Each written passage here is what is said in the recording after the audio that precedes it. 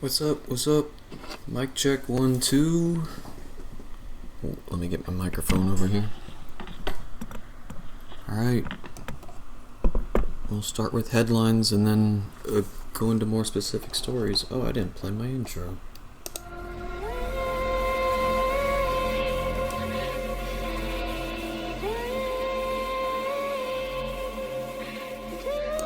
What's up, Vitor? Welcome to the stream.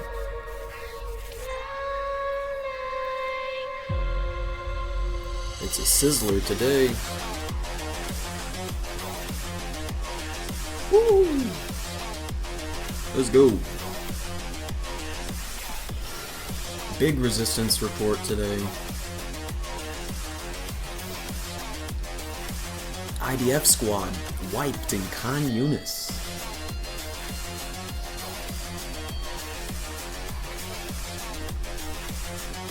They're soldiers, so we can say death to the IDF.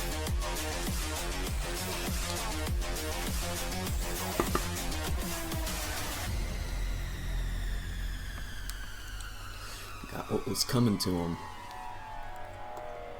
Rest in piss. Let's fucking go.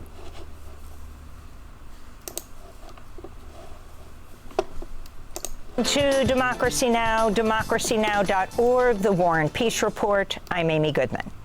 Israel's killed at least 50 Palestinians over the past day in Gaza as Israeli forces intensify their bombardment of Gaza City, blowing up entire city blocks. There are reports Israeli drones have struck. Bro.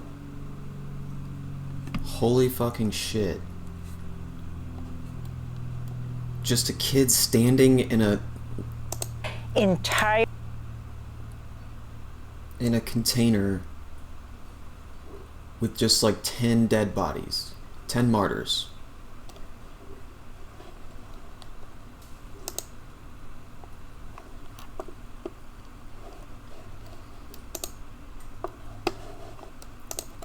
I mean, we have to bear witness. I mean, this is happening every single day, dude.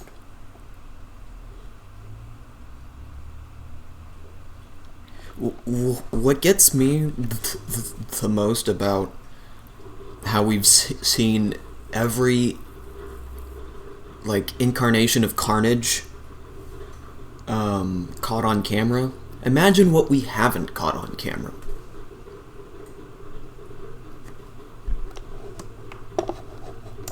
city blocks. There are reports Israeli drones have struck near Al-Shifa Hospital in Gaza City. Al-Halu Hospital has also been shelled. Doctors and patients, including 12 premature babies, are trapped in the hospital. Doctors Without Borders says it's been forced to suspend activities in Gaza City. The group's emergency coordinator in Gaza, Jacob Granger, said, quote, "We've been left with no choice but to stop our activities as our clinics are encircled by Israeli forces," unquote. Hundreds of thousands of Palestinians have fled Gaza City, but say there is nowhere safe to go. This is Rami Al-Hassi, who lost a leg in an Israeli attack. He spoke as he attempted to flee Gaza City on foot. I'm walking from beach camp since yesterday, 6 a.m. I got the artificial leg recently and I can't walk for long. I arrived at 10 p.m. to another place. We slept outside in the desert and it was cold. I was heading south. Look at the situation. There were airstrikes from the quadcopter, shellings from tanks, from the ships also, and targeting all the houses. We didn't have any other options. We had to leave without clothes. We don't have blankets, or clothes, or anything. Israeli Prime Minister. This is a video I'm gonna upload soon.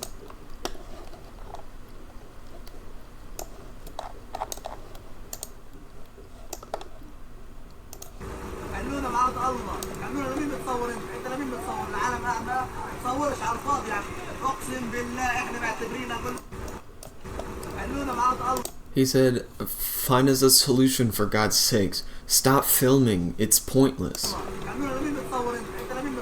Who are you filming for? For a blind world? Don't film. It's all in vain. He's telling him don't film. It's in vain. I swear to God, they seem to consider us, what can I tell you? They recognize the state of Palestine, but what can we tell you? They consider us to be subhuman. They think of us as something only for slaughter. And, you know, I see Palestinians do this when they're talking about being wiped out. I don't know if that's like a cultural, like, affectation, but I see that move done in exasperation about being slaughtered, dude. It's nuts. They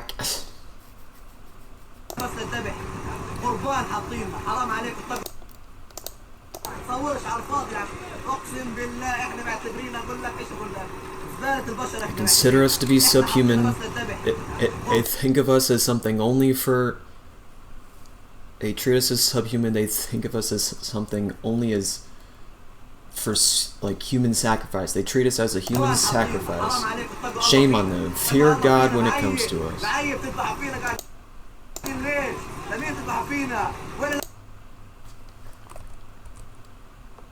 Where's the Arab world? Where are the Muslim brothers? God is sufficient for us and the best disposer of us. He says, I don't want to talk anymore. Turn it off. Look at the emotion in this guy.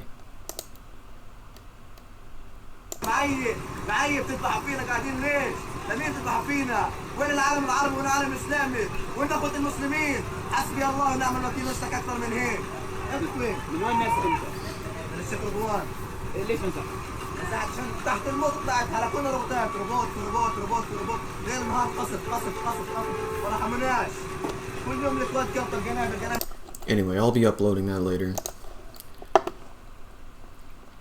Hey, this week there are elections in the Czech Republic. The communists could have between 6% and 7% of the votes. That's significant.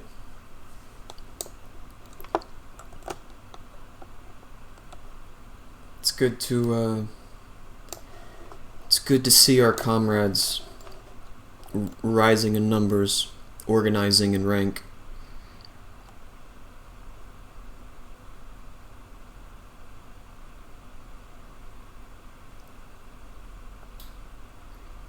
You know, I hope that one day we can leave our children a world that is at least one of two things. At least has an environment or a philosophical structure in their societies where there's more equity.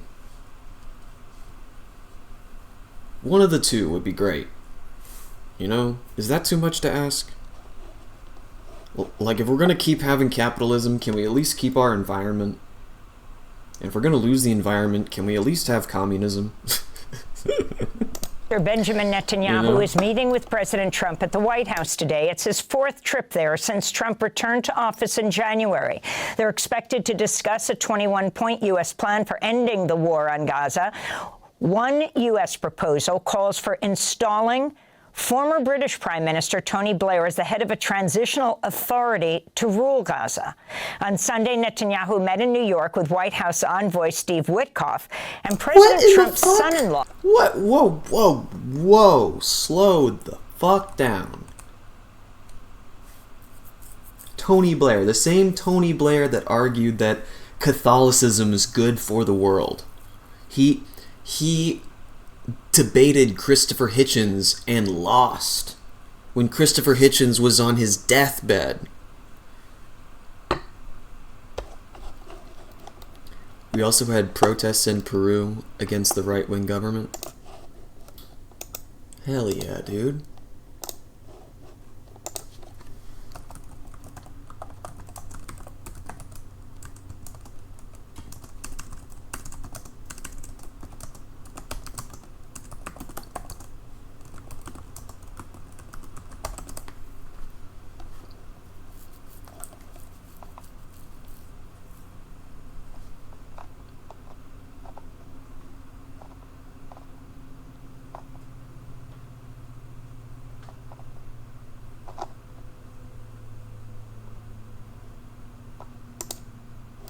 Why don't you accept this wonderful offer? Why wouldn't you like to meet Shakespeare? It's got corny music in the background, but this is the last thing that he said. I don't know if you really think that when you die you can be corporeally reassembled and have conversations with authors from previous epochs. It's not necessary that you believe that in Christian theology, and I have to say it sounds like a complete fairy tale to me. The only reason I want to meet Shakespeare, or might even want to, is because I can meet him any time, because he is immortal in the works he's left behind.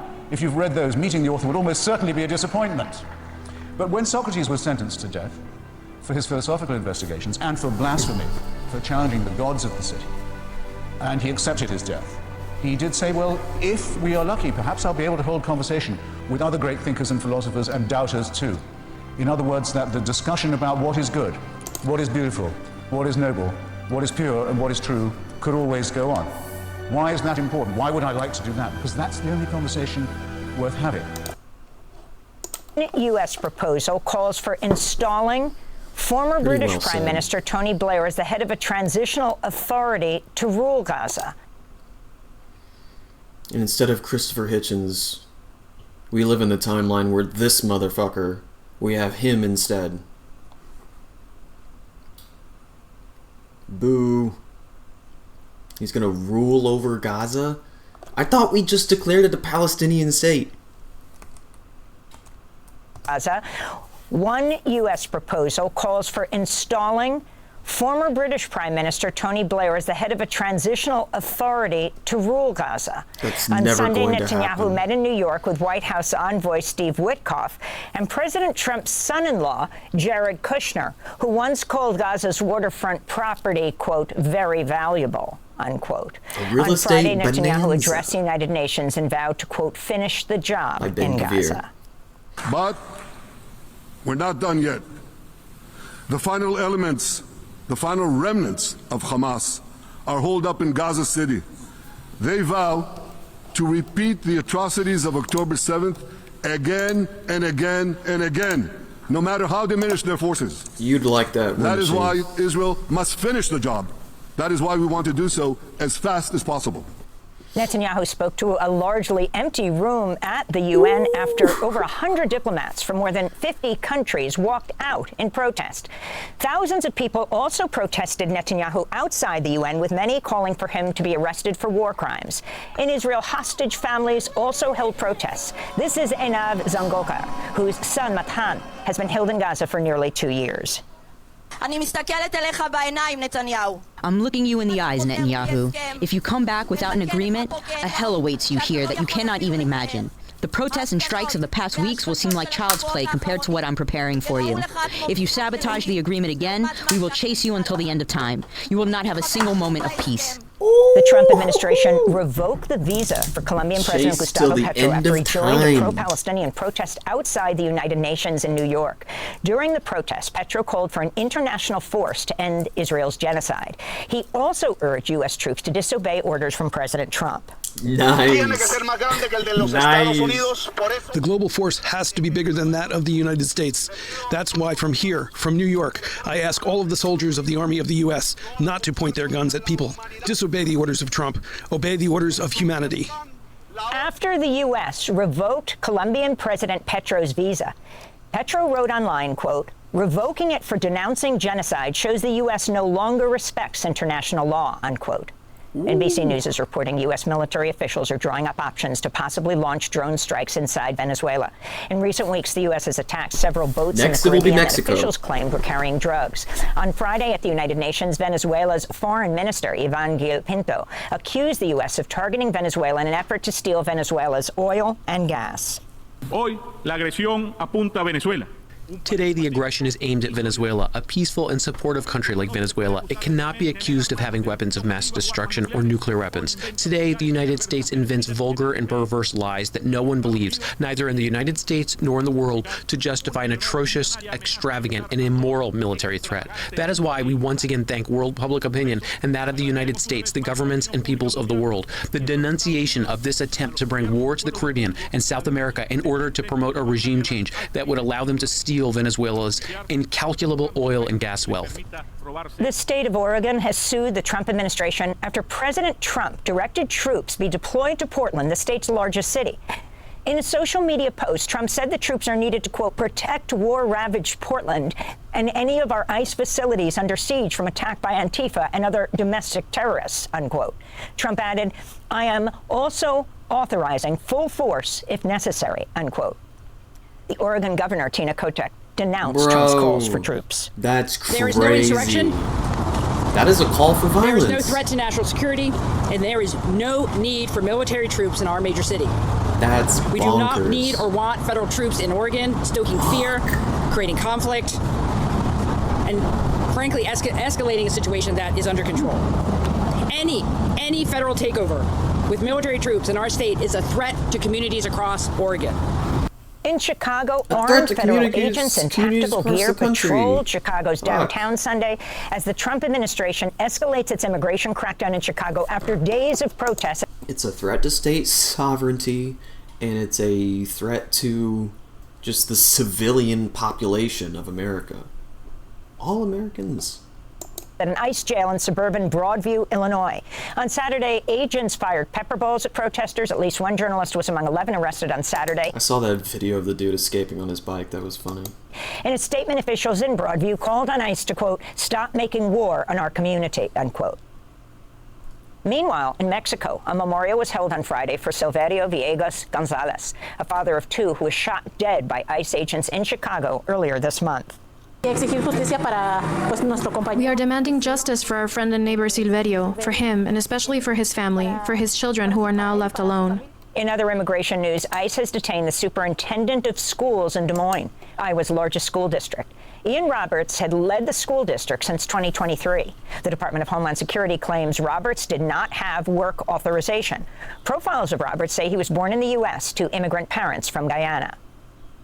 New York Mayor Eric Adams announced Sunday he's dropping out of the mayoral race. President Trump and New York business leaders pressured Adams to drop out in order to help disgraced former Governor Andrew Cuomo beat Zohran Mamdani, the Democratic Socialist Assembly member who upset Cuomo in the Democratic mayoral primary in June. Cuomo is now running as an independent.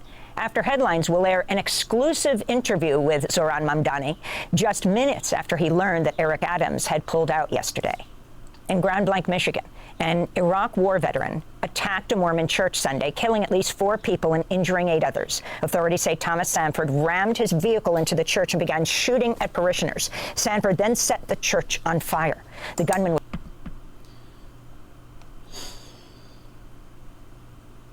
Vitor, look at my country, dog.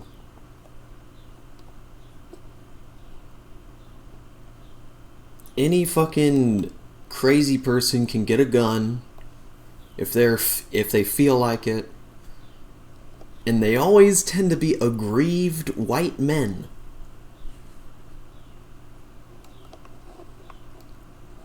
Bro, how crazy is it to see the United States like this?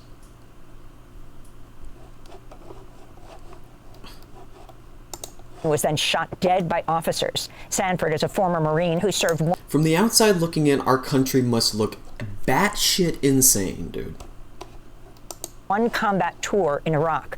Meanwhile, in North Carolina, an Iraq War veteran has been charged with 3 counts of first-degree murder after he opened fire at a packed waterfront bar in Southport, North Carolina, killing 3 people and injuring 5 others. Nigel Max Edge is accused of firing the shot. See, it's not even one story. It's the mass shooting segment on reporting, you know? Say that again? Combat tour in Iraq. Meanwhile, in North Carolina, an Iraq War veteran has been charged with 3 counts of first-degree murder after he opened fire at a packed waterfront bar in Southport, North Carolina, killing 3 people and injuring 5 others. Nigel Max Edge is accused of firing the shots from a boat. He was later caught by the Coast Guard. He'd served in the Marines from 2003 to 2009 and served 2 tours in Iraq. President Trump confirmed he'll be attending a meeting of the country's top generals and admirals, ordered by War Secretary Pete Hegseth at the Marine Corps base in Quantico, Virginia, scheduled for Tuesday. The orders provided no reason for the unusual and unprecedented event. Eugene Fidel, a military law expert at Yale Law School, told the Washington Post the last-minute meeting, quote, should be tremendously concerning to the American people, unquote. Earlier this year, Hegseth called for a 20% reduction of 4-star generals and fired more than a dozen senior military officials. It comes as the White House has recently renamed the Department of Defense the Department of War. President Trump's expected to meet with 4 top congressional leaders at the White House today to prevent a government shutdown. Congress has until Tuesday to fund the government with a spending measure that would garner 60 votes in the Senate. Senate Minority Leader Chuck Schumer and House Minority Leader Hakeem Jeffries are calling for funding to extend subsidies for the Affordable Care Act and to reverse cuts to Medicaid and other health programs that Republicans recently cut. The Supreme Court ruled Friday to allow the Trump administration to withhold $4 billion in foreign aid that had been approved by Congress. The court's 3 liberal justices dissented, with Justice Elena Kagan writing, quote, the stakes are high. At issue is the allocation of power between the executive and Congress, unquote. A lawyer who represents the AIDS Vaccine Advocacy Coalition, which sued the Trump administration, said the ruling, quote, will also have a grave humanitarian impact on vulnerable communities throughout the world, unquote. Meanwhile, the conservative majority on the court warned their decision is a temporary one and, quote, should not be read as a final determination on the merits. In international news, Russia launched nearly 600 drones and more than 40 cruise missiles at Ukraine, hitting Kyiv and other cities over Saturday night and into Sunday morning. The onslaught killed at least 4 people and wounded at least 70. It comes as Bloomberg reports British, French, and German envoys privately warned Russia that NATO members would shoot down any Russian aircraft violating European airspace. On Saturday, Ukrainian President Volodymyr Zelensky said Ukraine had received a Patriot defense system from Israel and that 2 more systems would arrive in the fall. The largest indigenous rights organization in Ecuador accused the armed forces of shooting and killing an indigenous community member, Efrain Fuertes, in protests over rising fuel prices in Ecuador. Meanwhile, the Ecuadorian armed forces claim protesters held 17 soldiers hostage. Amazon Watch issued a statement over the, quote, criminalization and harassment of the indigenous movement and social organizations in Ecuador, unquote.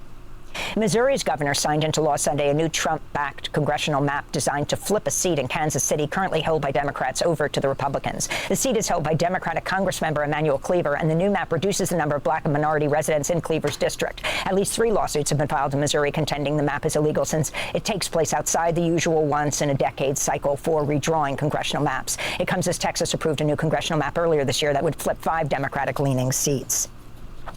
The NFL has announced the Puerto Rican musical superstar Bad Bunny will headline the Super Bowl halftime show.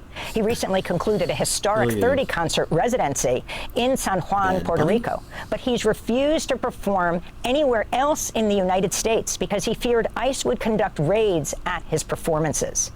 Damn. And Assata Shakur has died in Havana. She died Thursday at the age of 78. She was a legendary figure within the Black Panther Party and Black Liberation Army. She was convicted in the May 2nd, 1973 killing of a New Jersey state trooper during a shootout that left one of her fellow activists dead. She was shot twice by police during the incident. In 1979, she managed to escape from jail and later fled to Cuba, where she received political asylum. Assata Shakur long proclaimed her innocence. We'll hear her in her own words later in the broadcast. And those are some of the headlines. This is Democracy Now!, democracynow.org, The War and Peace Report. Thanks for watching Democracy Now! On YouTube. Subscribe. I feel like they're going to come after the Black Panthers. With Trump declaring that anything that's like anti-capitalist being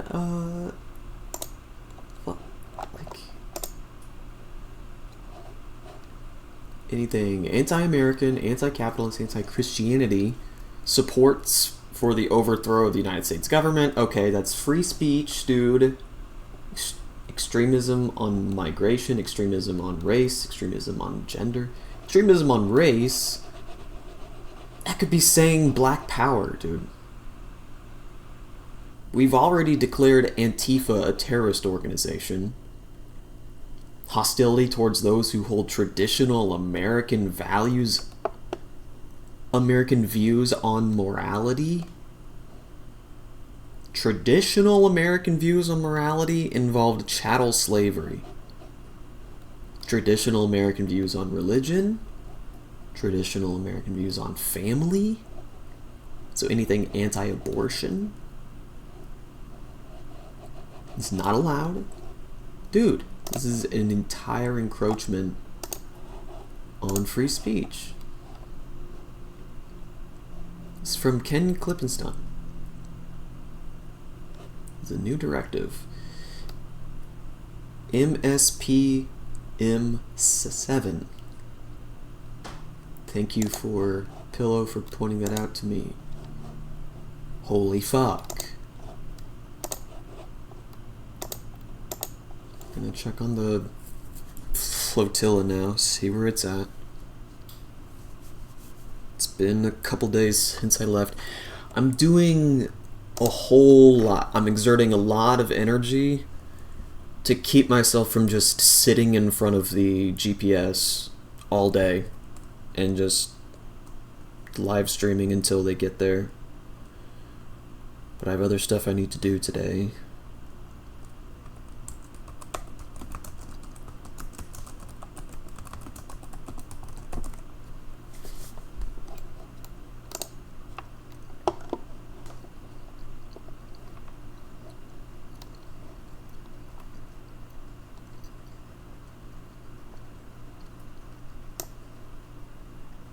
They're apparently in the red zone.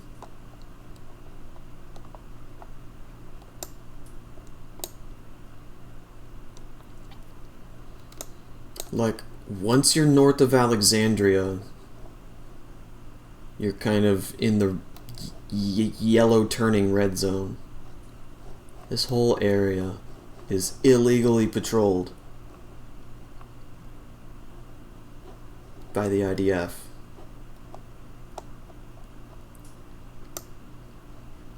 Holy shit, they are close.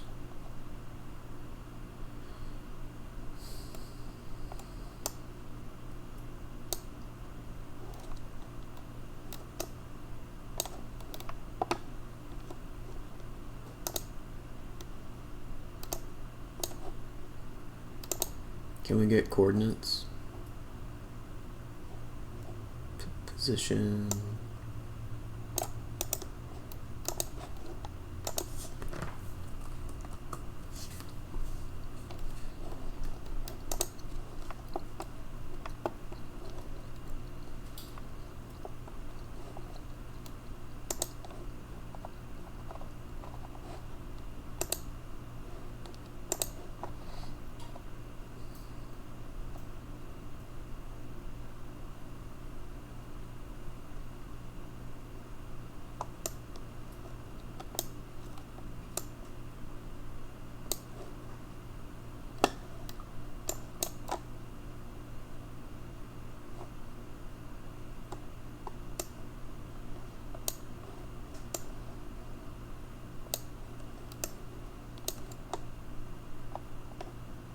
Here's a look at Alexandria for just like a scale comparison.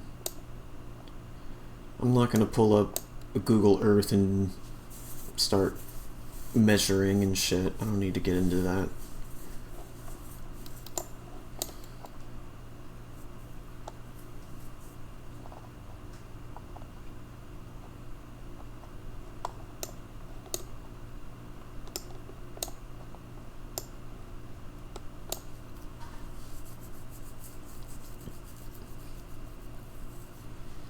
They said within 24 hours, but that's days. That's days of travel right there. At least a day.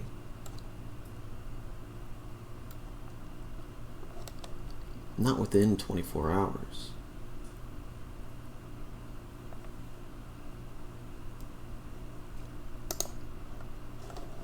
Alright guys, this is your sit rep for day 723, I think.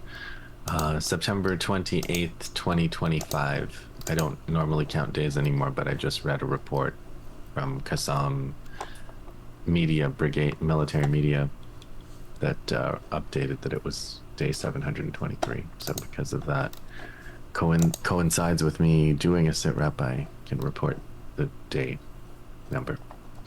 But the date is September 28th, 2025, and there is no end in sight.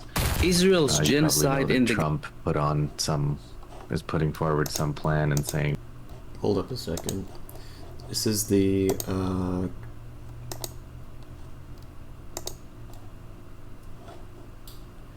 This is the IDF squad being wiped. But, despite all of this, Israel is now facing some of its hardest attacks from the Palestinian resistance, with the recent publication of the Palestinian resistance of the operation that they conducted in the Khan Yunis area. Khan Yunis is an area that the Israelis have been in and out of for at least 5 times. All in all, Israel landed the equivalent of 8 nuclear bombs on the Gaza Strip, and the Palestinian resistance, despite all of that, have managed to conduct one of the most sophisticated attacks against the Israeli terror forces inside of the Gaza Strip. A calculated, coordinated attack rather than an ambush. It's not an ambush.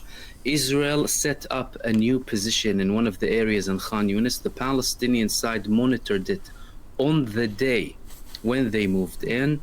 They then decided to carry out an operation within 24 hours using a tunnel opening that they already used for 4 times.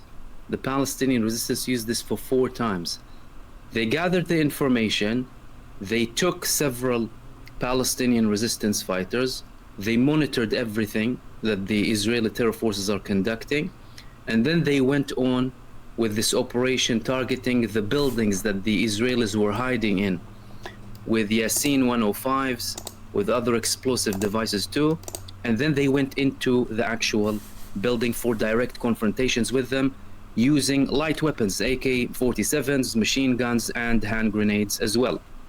Then the Palestinian side, after 30 minutes of direct confrontation with the Israeli terror forces, they withdrew from the location safely without any problems whatsoever. And after that, a rescue force came.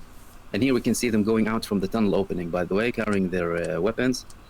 After that, an Israeli rescue force came to try and, rescue whoever remained there, because the Palestinian resistance either killed or wounded every Israeli in that building. They left no one. And for half an hour, the building was under their full control, which was a main command hub, newly built, for one of the Israeli brigades inside of that location.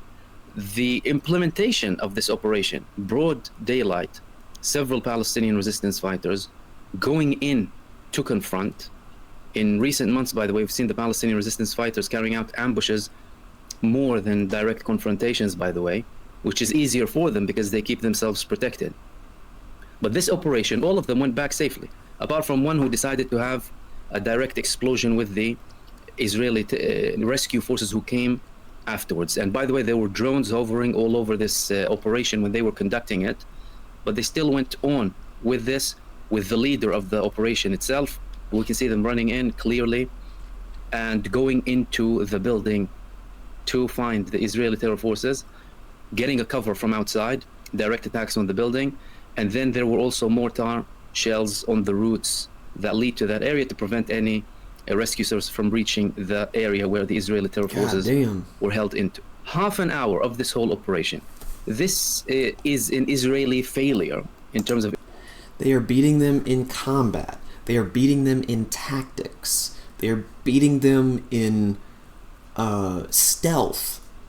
They don't allow leakage of intel, for instance, about their tunnel network.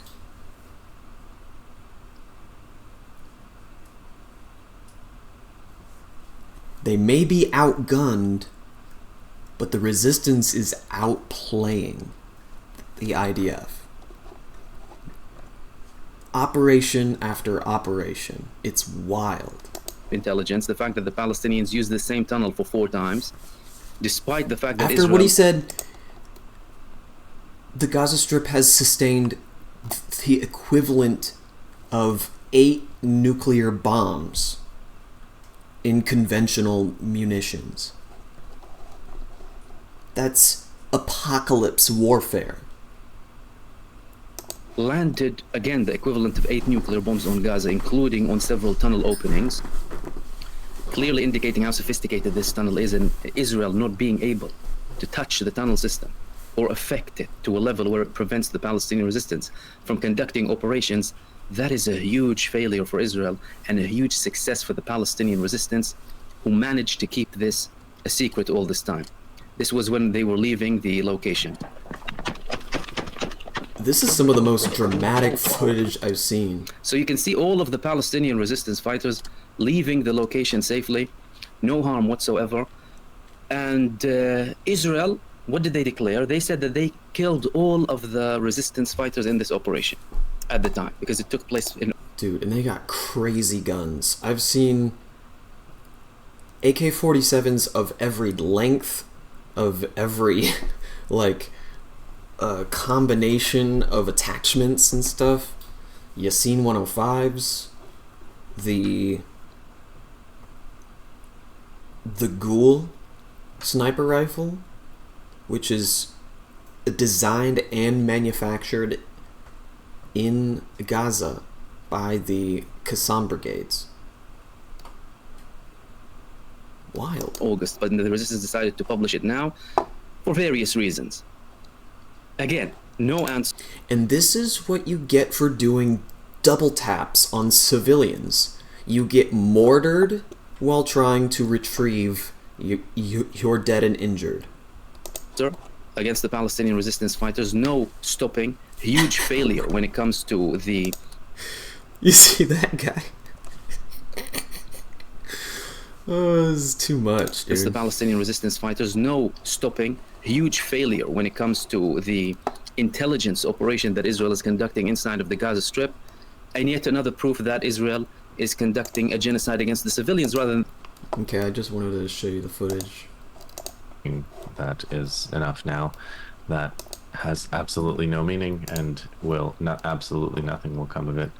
I am as confident about that as I am about anything I've said. I don't even consider it a prediction at this point. I consider it just... oh, it looks like a journalist captured some of the fighting.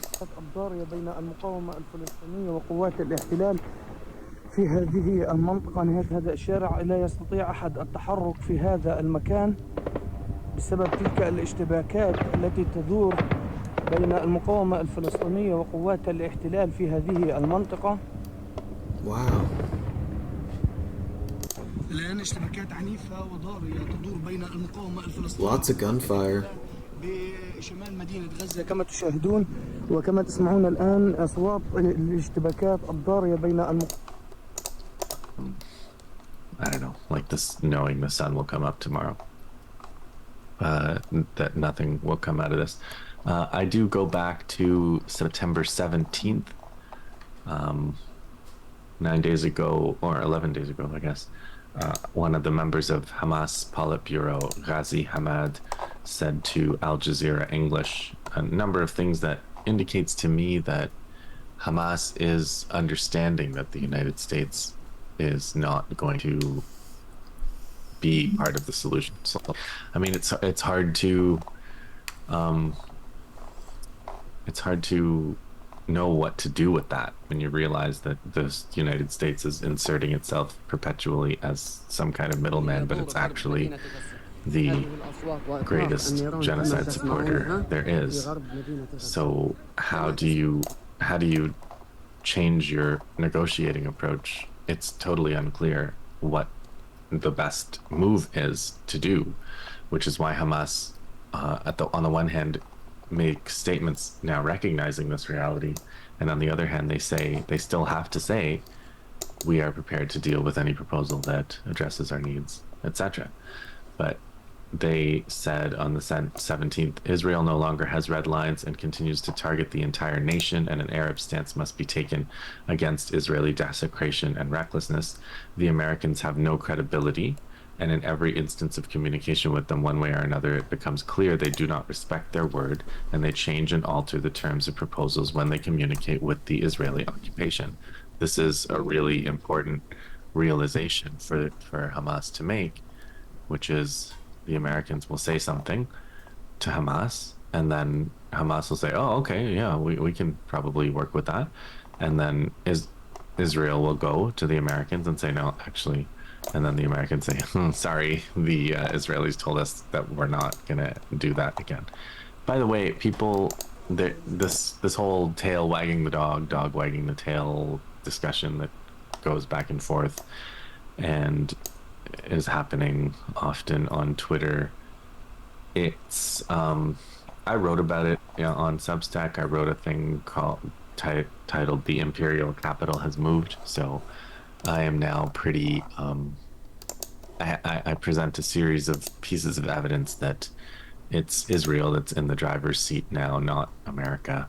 For what it's worth, to the degree that these are separate entities, which they're really not. We're talking about factions.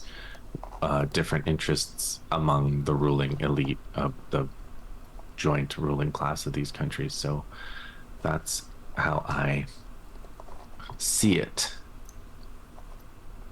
Alon Mizrahi had an interesting kind of critique, because I also wrote relatively recently about the right-wing anti-Israel people, so Candace Owens and people like that.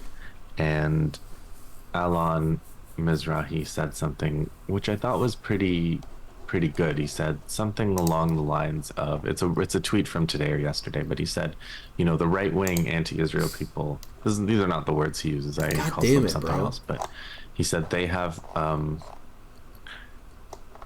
they are accurate in terms of what they say about the power of the Israel lobby and the Jewish the pro-Israel Jewish community, which is most of the Jewish community in America, which is pro-Israel. It's 80s, 90s, maybe 95% or something, that are some form of Zionist. And then he says, but they have no solutions. The solutions always can only come from the left. But he says the problem with the left is they don't have the courage to actually say that there's this tremendous influence on Israeli influence on American Western politics, and that the pro-Israel Jewish community plays this role. And he says this, so his kind of analysis of this is that the left has the solution, which is revolutionary action and equality and anti-imperialism, and the right doesn't have any solutions, and the right has the diagnosis but no solution. So you can't, and because they're so incompatible, you can't ever get those together, and that's where American politics is stuck. It's an interesting take, as he often has. So that's I'm trying to find it, but I'm not gonna spend too much time just to take a look. He's a pretty prolific tweeter, but I thought that was an interesting set of points that he made there. Okay, so the Americans have no credibility. Yes. So let me continue reading this statement to you. The Americans are complicit in the continuation of the genocide, and the Americans delivered the proposal. And when Hamas discussed it, Trump gave them approval to bomb the Hamas delegation in Qatar. We've talked about this on the SITREP before. Trump speaks on behalf of the Israelis and supports the killing of Palestinians. We do not fear Trump's threats to unleash hell, and we do not accept receiving instructions from him on how to deal with the enemy's prisoners. That was something Trump said in a tweet or whatever. We deal with captives according to our values and religion, and the one who kills the captives is Netanyahu and his aggression. And that is another point that I've returned to again and again, which is the people who are exercising any sort of ethical framework in terms of how they fight war, in terms of how they keep captives, those are the resistance, and those values are basically according to their Islamic religion, and that's it. The Israelis are committing atrocities of the most vile and depraved kind, and they are celebrating it, and they expect the West to celebrate it, and for the most part the West does.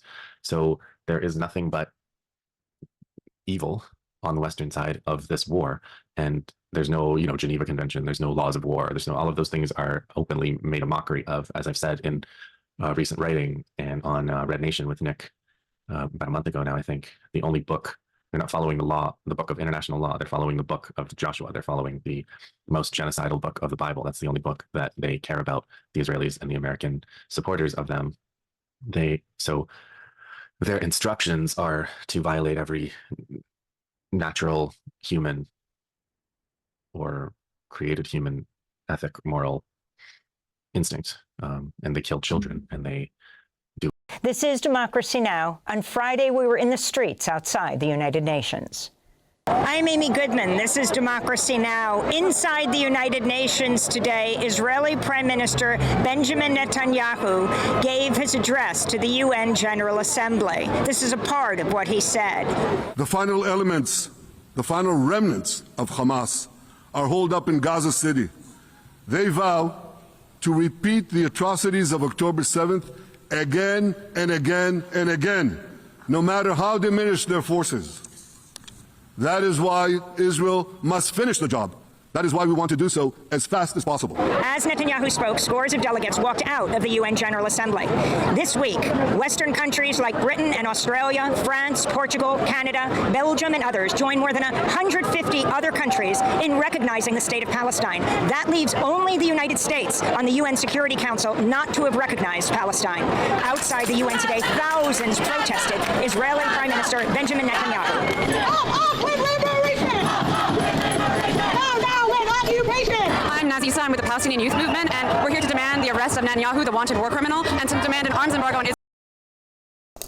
The UN has to be reformed after this. I mean, how many lives can be directly attributed to the world just not being able to organize because of one veto? The one who's perpetrating the genocide. That is a flawed system. That should not happen.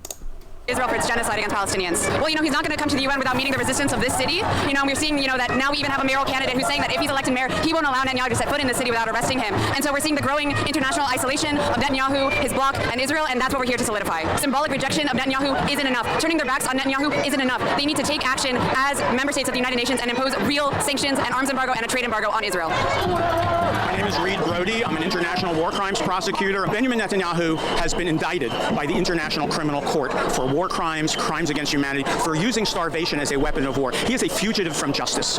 States that are parties to the ICC have a duty to arrest him, and even states like the United States, which aren't parties, have a duty to arrest a war criminal. The United States is complicit in the war crimes being committed in Israel. The bombs that are being used to destroy Palestinian homes and schools and houses are American bombs. The campaign of extermination that Israel is carrying out is being done with American political support.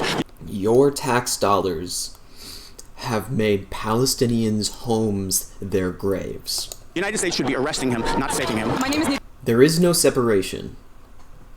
There is only resistance against the complicity that your government has dragged you into. I'm a member of the Palestinian Youth Movement, and I'm here with the thousands of people to say, Netanyahu should not be at the UNGA. Actually, he should be tried for his crimes at The Hague. We're all here the same way we have been for the past 2 years, demanding that governments and leaders take real action to end the genocide that has only escalated, right? For it to have reached this level of atrocities, and for him to still have Don't stand by and take pictures of the demonstration, walk with them.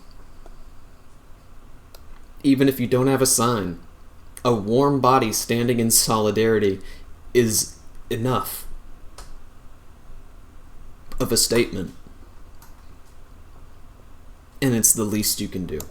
The spot at the UNGA is absolutely egregious, and that's why I think now more than ever, people are more agitated, people are more angry. I mean, we see in Italy, you know, millions of people have gone on strike, right? And here the streets are filled with thousands of people when Netanyahu's room, when he was speaking to the UNGA, was mostly empty. My name is Lita Hirschman-Levy, and I'm a member of Jewish Voice for Peace. I'm disgusted that our country would allow this war criminal here. There is no reason for him to be here. He should be locked up. He should not have any power as far as I'm concerned. He's a war criminal. He is perpetuating and creating a genocide. Goes against everything that Judaism stands for. Grandparents were Holocaust survivors. He is. Voices from the streets as thousands marched to the United Nations demanding the arrest of the Israeli Prime Minister Netanyahu and an end to Israel's war on Gaza. Special thanks to Jenny Keenan and Safwat Nazala. Inside the UN, more than 100 diplomats from over 50 countries walked out in protest during Netanyahu's remarks at the General Assembly. Meanwhile, outside the UN, Colombian President Gustavo Petro joined protesters Friday, calling for an international intervention to end Israel's genocide. He also urged U.S. troops to disobey orders from President Trump. Hell yeah. The global force has to be bigger than that of the United States. That's why from here, from New York, I ask all of the soldiers of the Army of the U.S. not to point their guns at people. Disobey the orders of Trump. Obey the orders of humanity. The Trump administration said Friday it had revoked President Petro's visa for joining the pro-Palestinian protest outside the UN. In response, Petro wrote online, quote, revoking it for denouncing genocide shows the U.S. no longer respects international law. Hey, good evening to you, Karen. It has been a difficult day here in this community. You can see behind me here, this remains an active scene. Authorities now saying at least 4 people were killed. Now, this horrifying ordeal beginning. A lot of trucks like that in Indiana, I'll tell you that. When a gunman rammed his pickup truck into the building at the Church of Jesus Christ of Latter-day Saints. In that they got their flags and all that. Saints here in Grand Blanc, Michigan, during packed Sunday morning services, opened fire with an assault rifle and then, investigators believe, set the building ablaze. Horrified congregants running for their lives as the ordeal unfolded. Officers arriving on the scene within 30 seconds of the first call to 911, confronting the gunman, shooting and killing him. Authorities have identified that gunman as Thomas Jacob Sanford of nearby Burton, Michigan, a former Marine and Iraq War veteran. One church member says the gunman was dressed in camouflage and accompanied by a black dog. Firefighters initially struggling to contain the massive blaze, which caused the building to partially collapse. Police say 2 people died from gunshot wounds. The remains of 2 other people were found in the aftermath of the fire. 8 others injured. Damn. Teams are still working to safely search and clear the scene. Now, church members say they did not typically have security at the church. Investigators are now combing through the gunman's background, searching for a motive. And post that on our social media account, Grand Blanc Township Police Department Facebook page. Thank you. That was the very latest on the Grand Blanc Township church attack. A significant update there just moments ago. The police chief says everyone is now accounted for, meaning that death toll is not expected to rise as they continue to search through the debris. Stay with CBS News Detroit on air and online for new developments into this story. We're sending it back now to your regular programming.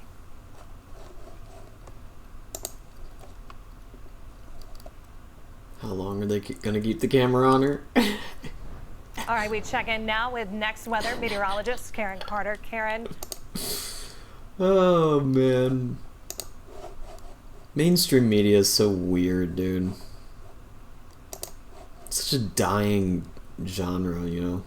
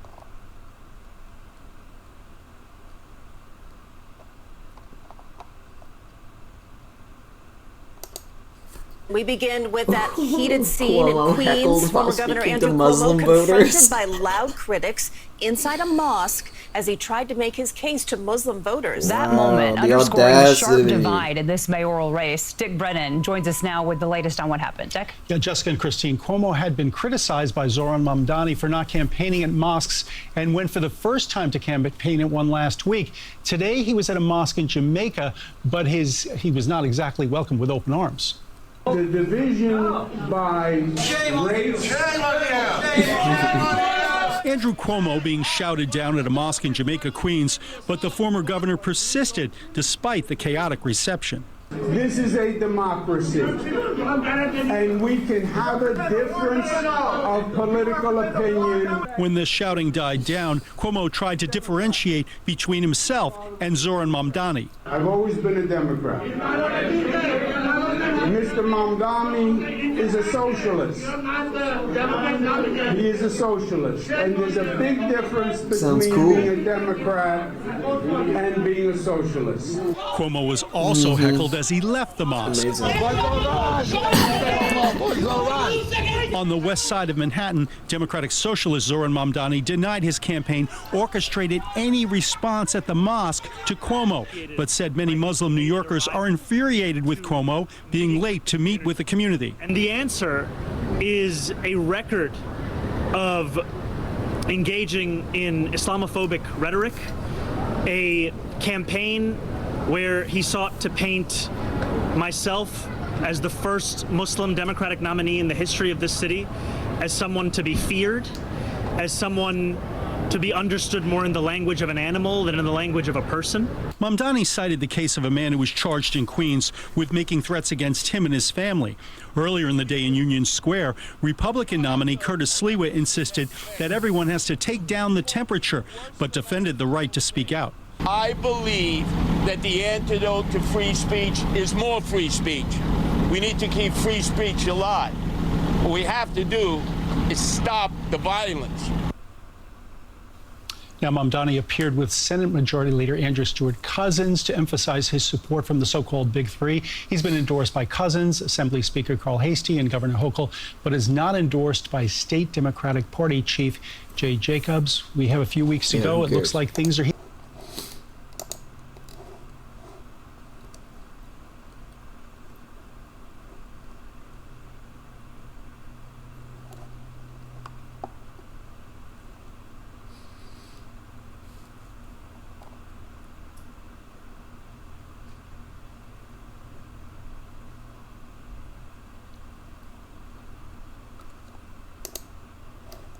All right, let's show you now a live look at the White House, where the President of the United States is set to meet with Israeli Prime Minister Benjamin Netanyahu in the next hour. The president says a plan to end the war in Gaza is in its, quote, final stages.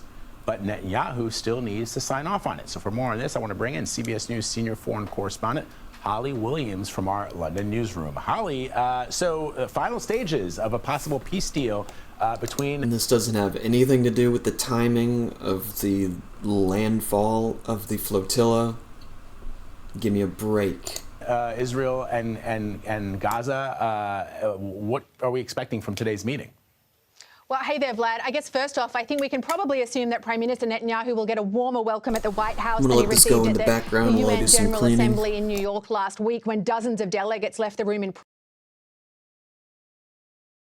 assume that the main discussion today will be around the administration's 21-point peace deal, which President Trump presented to Arab and Muslim leaders last week. Since then, the president's been sounding extremely optimistic about the prospect of finally achieving a deal to end the war in Gaza. On social media, he posted, and this is a direct quote, "We have a real chance for greatness in the Middle East, as well as we will get it done." Most of that in his trademark capital letters. Now, according to some reporting from the Washington Post, truce. That proposed deal would involve freezing battle lines and the very quick release of all living hostages in the Gaza Strip, numbering around 20, as well as the bodies of those who have died there. According to that reporting, Hamas's weaponry would be destroyed and its members would be offered safe passage out of Gaza to other countries. Once again, that is reporting from the Washington Post. But despite the president's positivity, there is a great deal of skepticism, including inside Israel. Previous ceasefires in 2023 and earlier this year both collapsed. The far-right allies of Israel's Prime Minister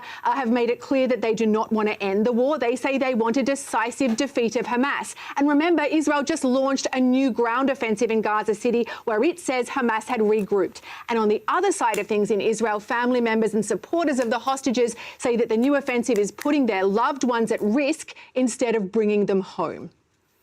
Yeah, Holly, so the question, of course, is once this peace deal, if it is able to be achieved, happens, what do we expect the conditions on the ground in Gaza will look like for the people there? And I'm specifically talking about just women and children, people who have been facing hunger and other myriad issues because of this devastation. Vlad, I've spent quite a lot of time in Gaza over the years, and things were pretty dire there even before this latest conflict. As of yesterday, the death toll in the Gaza Strip has now climbed to over 66,000, according to the Hamas-run health ministry. This morning, Israel again dropped leaflets from the sky warning remaining residents to leave Gaza City, where Israeli forces have been targeting apartment buildings. Those leaflets warn in Arabic that Israel's military is now surrounding the city from all sides. According to Israel, hundreds of thousands of people have already fled Gaza City because of this latest offensive.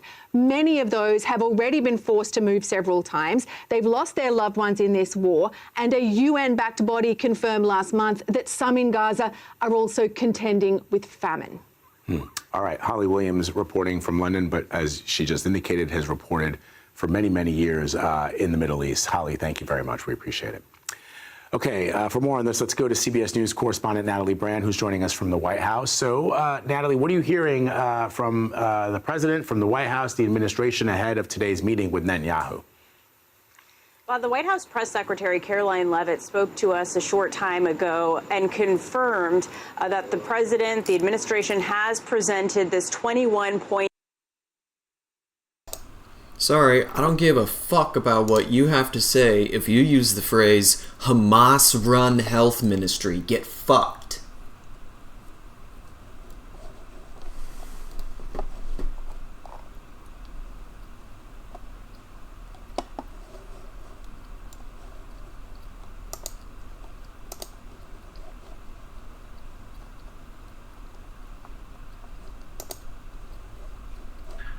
Do it with, and they share these videos with a lot of pleasure.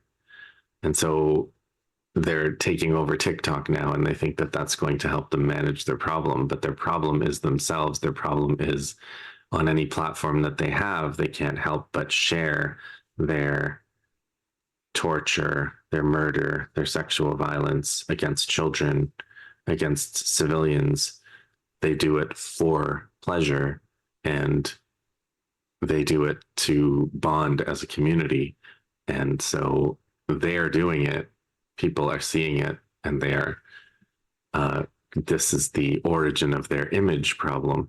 It isn't the fact that TikTok is one social media that wasn't owned by pro-Israel owners in this incredibly concentrated media space that the Americans have. Not just the Americans, but the Americans do have that. So, and then to finish this Hamas communique, whoever wants to free the captives must order Netanyahu to conclude an exchange deal and stop the war. So again, even though they say the Americans have no credibility and they're complicit, they then still kind of conclude it with an appeal to the Americans to order Netanyahu to conclude an exchange deal. And it's, I don't think Netanyahu is the one taking orders. I think Netanyahu is the one giving orders to the whole genocide coalition, which includes the entire American political class, corporate class, etc. So he's the leader of that class. And his project is the most important project of that class right now. And I think that I don't think that can be disputed. I don't think there's facts that can show the opposite is the case. You want to talk about when America ordered Israel to stand down in 1982 or in 1956 during the Suez Crisis or in Lebanon. Well, that was a long time ago, and things change. And it's pretty clear to me that as of at least 2024, when Trump ordered the ceasefire happened. And then a few months later, Israel said, actually, we're not abiding by the ceasefire. We're not abiding by what you ordered. And in fact, Netanyahu said something today like, we resisted Obama and we're going to resist Trump too. We will not be doing a peace deal that doesn't enable us to do whatever, go back to war, destroy Hamas, whatever their fantastical goals were that they used to keep the genocide going. They made a message on September 18th. Qassam, the military wing of Hamas, made a direct statement to Israel about the upcoming Battle of Gaza City, then upcoming, now ongoing. Qassam said to Israel, we say to the military and political leadership of the Israeli enemy, Gaza will not be an easy meal for your cowardly army. We do not fear you and are ready to send the souls of your soldiers to hell. We have prepared for you an army of martyrdom seekers and thousands of ambushes and engineering devices, and Gaza will be a graveyard for your soldiers. You are entering a harsh war of attrition that will cost you additional numbers of dead and prisoners. We have trained our fighters to place explosive devices inside the cabins of your vehicles, and your bulldozers will be prime targets for our fighters and a reason for increasing the number of prisoners we hold. Your captives are distributed within the neighborhoods of Gaza City, and we will not be keen on their lives as long as Netanyahu has decided to kill them, which he has. The initiation and expansion of this criminal operation mean that you will not get any prisoner, either alive or dead, and their fate will be like the fate of Ron Arad. If you guys watched the live stream, the Electronic Intifada live stream on Thursday, you saw in the Resistance Report, John Elmer kind of explain this Ron Arad reference. It was a pilot that was bombing on a bombing run decades ago and went missing and was never seen or heard from again, and probably never will be. So the Qassam brigades also released an infographic of all the remaining captives that are living and dead, I think, and they wrote under caption, like, the names of them were Ron Arad 1, Ron Arad 2, Ron Arad 3. So it's their way of saying, this, at the end of this operation, you're going to have no idea what happened to the captives,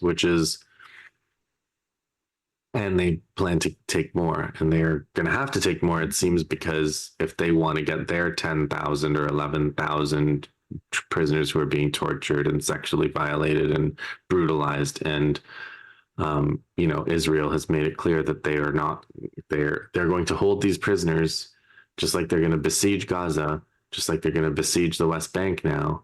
As long as Israel exists, then that is a permanent state of warfare, and everybody will be resisting them. The Palestinians will be resisting them, including by trying to take more Israeli captives, as long as their prisoners are held and as long as they're besieged and being genocided.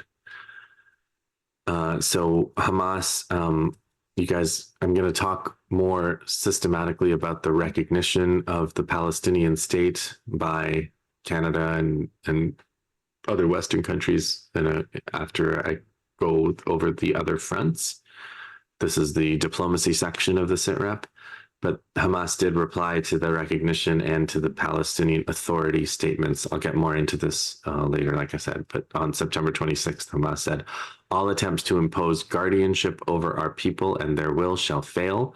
We consider the Palestinian Authority president's assertion that Hamas will have no role in governance an infringement on our authentic Palestinian people's right to self-determination and to choose who governs them, and an unacceptable submission to external dictates and projects. That's really strong statement from Hamas saying that they will not, that this is a matter of self-determination. If you have a Palestinian state that you're recognizing, you have to recognize the people of that state's right to elect their own leaders, just like every other state.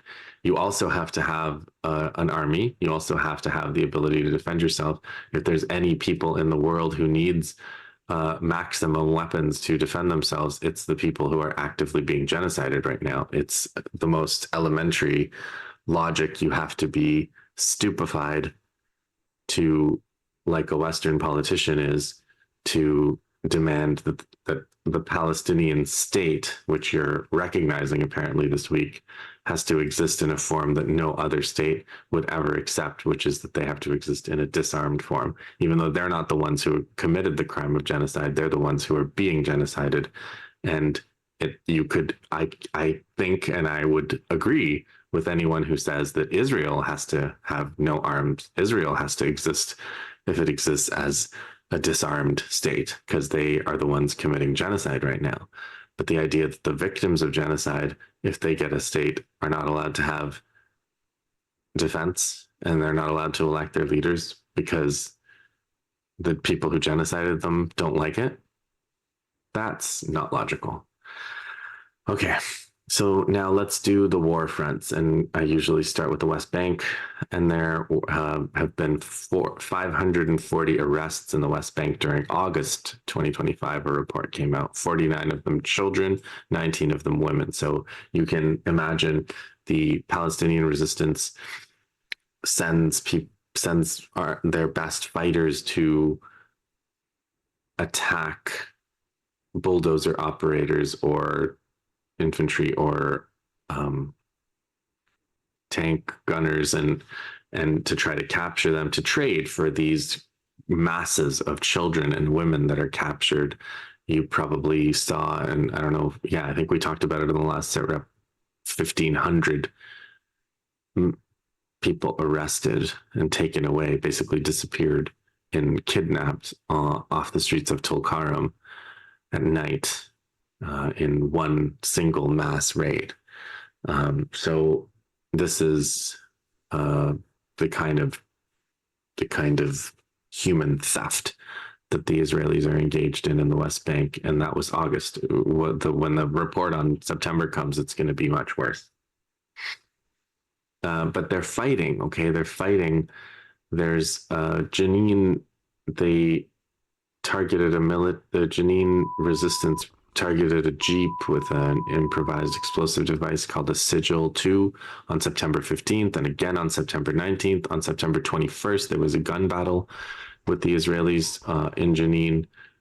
Again, another gun battle on September 25th. On September 26th, another Sigil 2 IED and battles with the IDF, targeting a Namur armored personnel carrier and infantry. There was a field report from September 26th, a couple days ago. I'll read it to you here. After contact was reestablished with one of our combat formations in the Al Yamoun company, they confirmed to us that they were able yesterday, so 25th evening, to trap a Zionist infantry force of 5 soldiers in a complex ambush. Our heroes were able to target the infantry forces with intense bursts of direct gunfire. Immediately after the foot patrol fled and passed through the killing zone of the ambush, our heroes were able to detonate a directed anti-personnel explosive device of the Sigil 2 type, which resulted in the injury of 1 soldier. Our fighters continued to confront and target the enemy's vehicle concentrations and soldiers with intense bursts of gunfire, according to the requirements and conditions of the battlefield. Our fighters in the engineering unit were also able to detonate a number of pre-prepared ground explosive devices, which led to the disabling of a military vehicle of the Namur type. I just want to make one comment. I have not too many comments tonight. I'm just giving you the news because it's been so long since I've done one of these reports. It's been 2 weeks.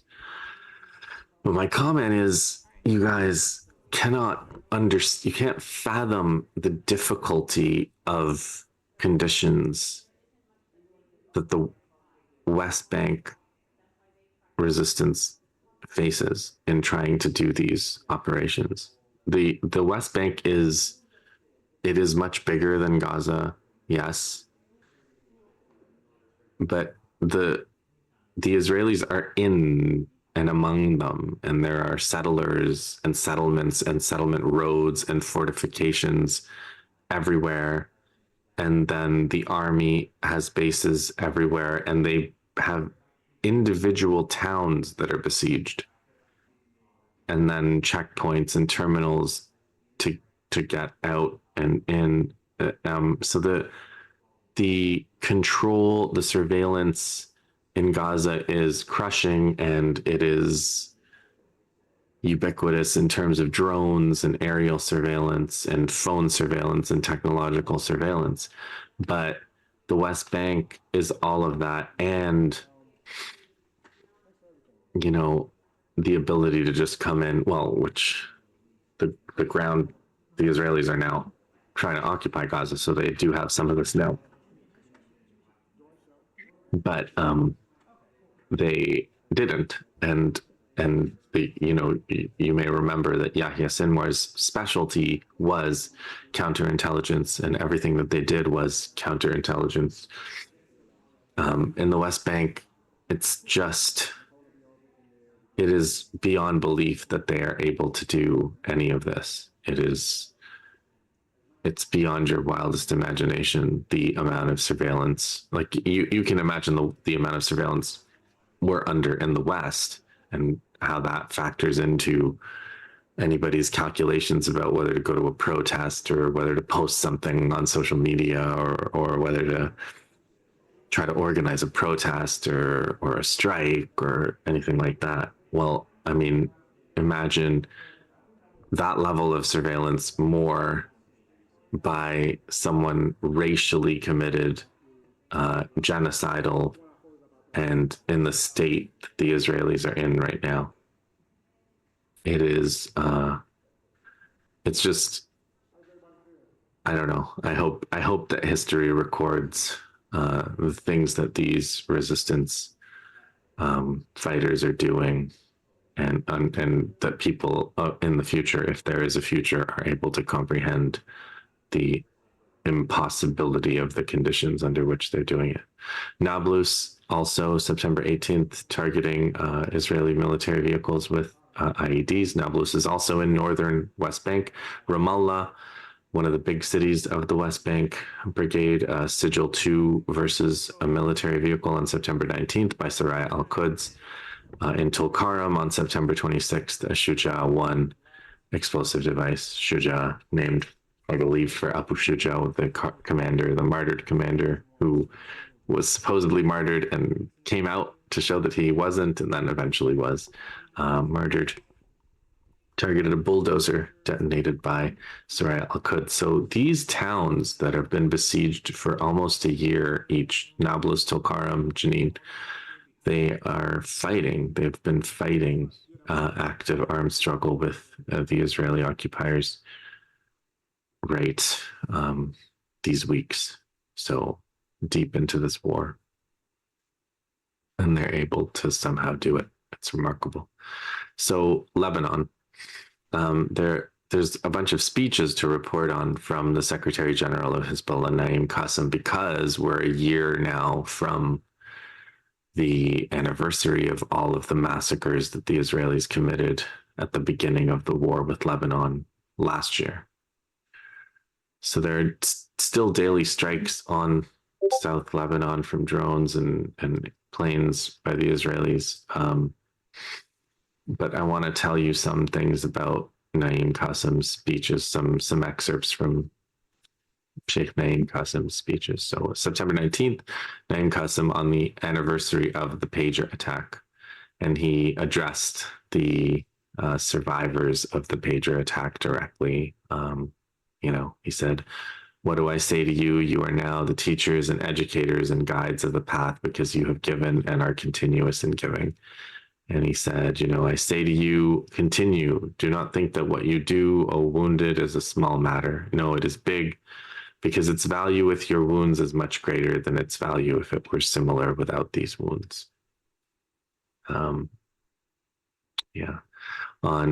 So you remember the way the war unfolded. September 17th was the pager attack. They tried blowing up walkie-talkies on the 18th, and then on the 19th, these waves of assassinations of commanders of the important upper echelons, the cyber force, the air force, the Sheikh Redwan, the ground forces. So day by day, the Israelis were assassinating leaders until culminating in Sayed Hassan Nasrallah. And so each of these speeches by Naim Qassem is commemorating each of these events, these anniversaries. For Hajj Ibrahim Akhil was on September 19th, and others assassinated on the 19th. And he said, I call on, and there's the message where he kind of talks about their biographies again, which Nasrallah used to do too. And then he concludes with some political notes where he says, I call on everyone inside Lebanon, even those whose enmity with us approaches hostility, not to render services to Israel. When America openly declares it works for Israel, how can we trust any American or non-American proposal? And how can we keep making concession after concession? The resistance will continue despite Israel and America. It continues because it has leaders and martyrs. Sayed Hassan Nasrallah, may God's mercy be upon him, the Hashemi Sayed Hashem Safi al-Din, Haj Abdul Qadir, and others. This resistance will remain with its head high. If Israel thinks it can end it, let it know that, God willing, it will itself be the one to end in the face of the steadfastness of these fighters. When I get to Yemen, I'll tell you more about the speeches of the leader of Ansar Allah, Syed Abdul Malik Badruddin al-Houthi, but he made a speech specifically to commemorate Nasrallah's martyrdom on September 27th. And I just want to say that before I get to Naim Qassem's speech about that. So speaking about Nasrallah, al-Houthi said, his efforts built a generation of fighters and expanded awareness and responsibility across the Islamic nation and globally. He stood like a towering mountain against the New Middle East project announced by the Americans. After the great victory in the 2006 war on Lebanon, the New Middle East project collapsed under the feet of the resistance fighters. If the Arabs had embraced the victory of 2006 instead of conspiring against it, the results for the entire nation would have been greater. So that's al-Houthi's take. He never misses an opportunity to rebuke all of the non-resistant, non-participating Arab countries, which he also did there. I also want to quote Nasrallah himself.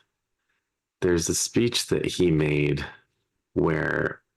from 2000, and I don't think I have it handy. I thought I had it handy, but if I don't have it handy, I'm not going to be able to quote it to you. But it was the eloquence of, I can't quote the eloquence, but I can remember the message. And the message was, it had this kind of speech structure. Oh, I'm possibly finding it. That structure where okay, there you go. So it's an interview he does in 2000, December 1st, 2000.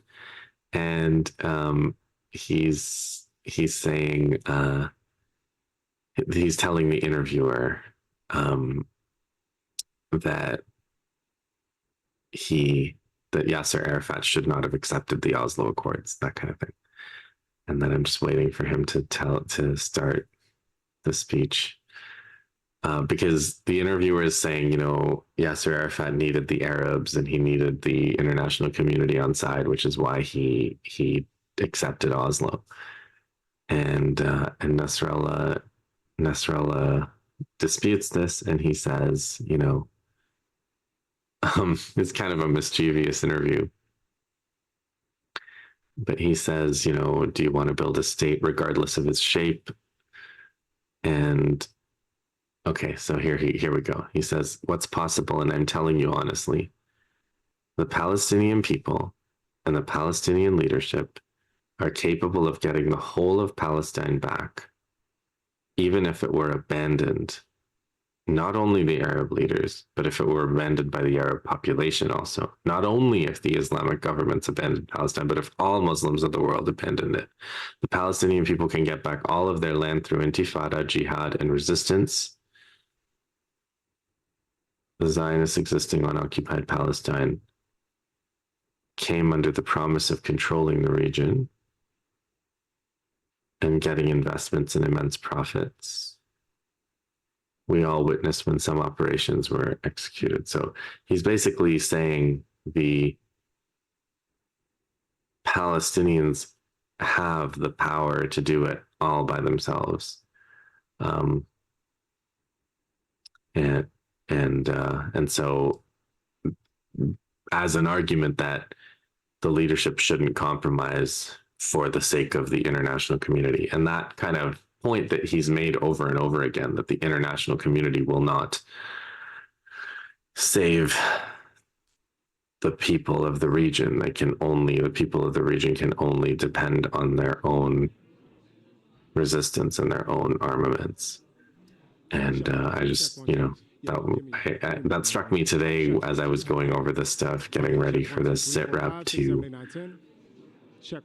among all the speeches that I watched of his, that was one of the ones that stood out. I've seen it before, but I thought that was a point that I never really spent a lot of time thinking about until today.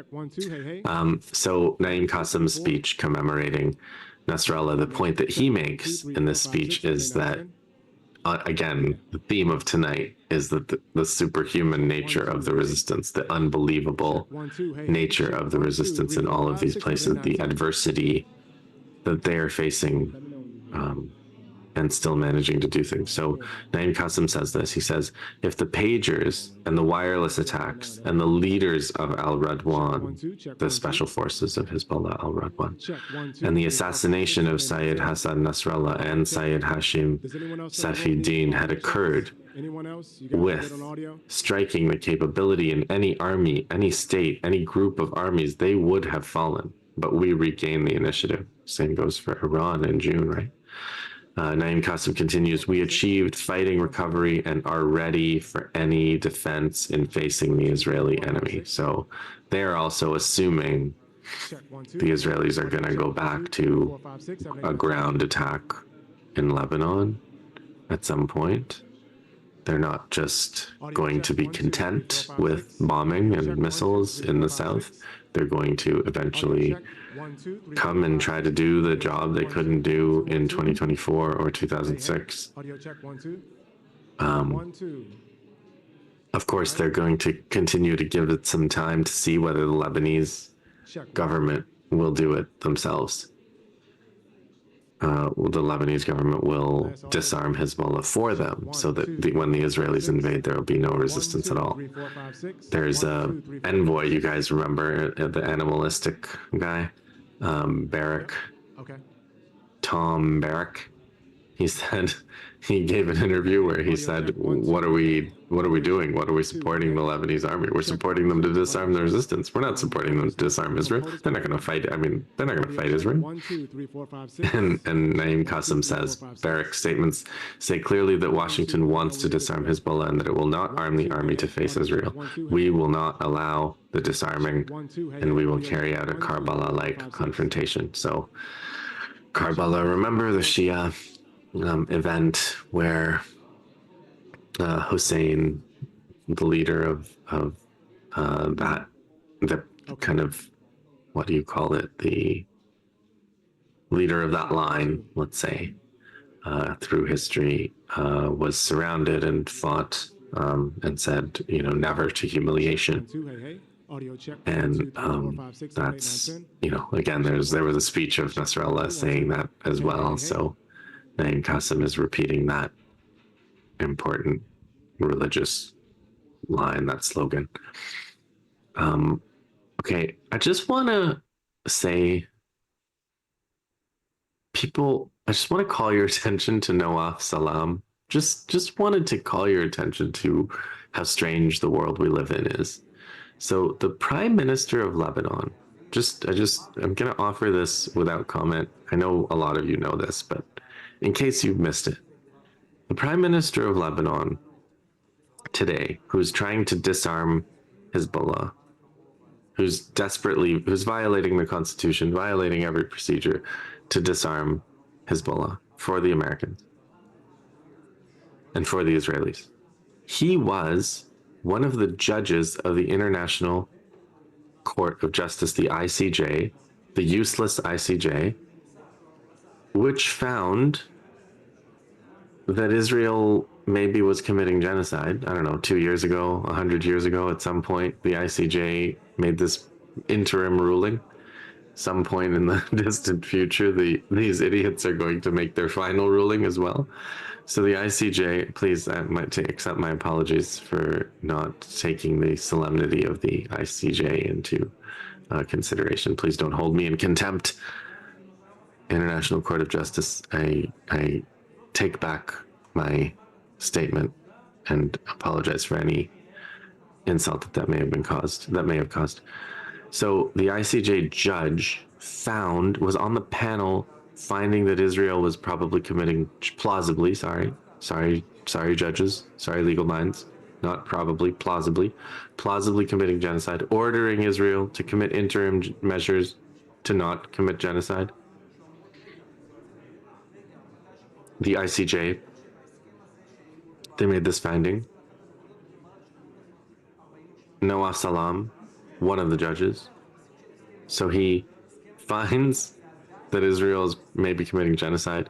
Then he goes home to Lebanon, becomes prime minister, and as prime minister devotes his efforts to trying to disarm the resistance to the state that he was just offered at the highest court as a judge at the highest court in the world, a judgment that they're committing genocide. So with great confidence, he says, I think this state is committing genocide. Therefore, I'm going to disarm my own country so that they can take over and maybe commit more genocide in Lebanon, in the country that I'm prime minister of. Amazing. An amazing career. Hats off to a world that can create careers like this for the people of the global south, like Nawaf Salam. Okay, so that's Lebanon for now. Let's go to Gaza. Gaza, there have been the battle of Gaza City, the second, I don't know, however many times the Israelis are invading Gaza City. They have hundreds of thousands of troops. The call up was 130,000. I think 60,000 were new recruits. So the Israelis are signing up. The Israelis are coming in and they're committing genocide for, soon to be year 3. They're still finding the tens of thousands of troops they need to commit this genocide. And the resistance is still fighting. Amazing. Again, the theme of tonight. It is unbelievable that the resistance should be able to do these things in the destruction that we've been witnessing for these past 2 years. Qassam and IEDs September 14th, September 17th, September 18th on Israeli military vehicles, Merkava tanks. Qassam published this Ron Arad picture that I mentioned, Ron Arad 1, 2, 3, 4, 5, of all these captives, this poster. A farewell picture. The caption of the poster says, because of Netanyahu's intransigence and Zamir's submission, Zamir's the chief of army staff in Israel, I think, a farewell picture at the start of the operation in Gaza City. So on September 23rd, an Israeli company commander killed by a rocket-propelled grenade in Gaza City. There's a clash between Qassam and the Israelis in Gaza City on the 23rd. On the 24th, Soraya Al-Quds says they destroyed a vehicle in Tal al-Hawa with an IED. And September 25th, Qassam reports they targeted a Jeep with an IED. The Nasser Salahuddin brigades targeted D9 with an IED in Gaza City.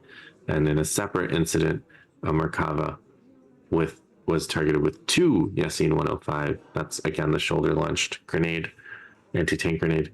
And helicopters come. Israeli helicopters are rescuing the Israeli injured. On September 26th, Soraya Al-Quds target a Merkava. On September 27th, Soraya Al-Quds with Nasser Salahuddin brigades target a Merkava. They did a sniper attack. There's footage from that, from the Israeli 188th Brigade sniper attack, hitting the Israeli soldier in the neck. Qassam targets a Merkava in Gaza City. Also, ambush on the Namr, ambush in a building. You've probably seen footage from that. You will definitely see it on Thursday's report from John. On September 28th, Qassam reported, that's today, that they lost contact with 2 captives and that their lives are in danger. There was a series of reports from the military media department of Qassam Brigades today about this raid in Khan Yunis that I told you about, storming houses where the Israelis are fortified in Khan Yunis. In Gaza, there were a number of commemorations of Nasrallah on this anniversary, one on the beach and elsewhere. So, that's Gaza. Let's keep going. We have Yemen next. Yemen has been very active, drones and missiles. On September 14th, there were 4 drones. The Israelis bombed Hodeidah on the 15th. The Yemenis report now the air defense battles that they have. So they said they were partially kind of thwarting these Israeli air raids. There are Palestine 2 ballistic missiles and drones on Ramon Airport. I don't know that the Yemenis had hit Ramon yet before. You guys, I'm sure, saw reports of this when it happened. It was about 10 days ago. And then drone impacts from Yemen on Eilat, the port that Yemen has been hitting for years now. So the Houthi, Ansar Allah, Syed Abdul Malik Houthi's speeches, there's a number of speeches that I'm going to read to you from. September 18th, berating the Arab summit that they came together in Doha after the Israelis bombed Doha in Qatar. They bombed the mediators,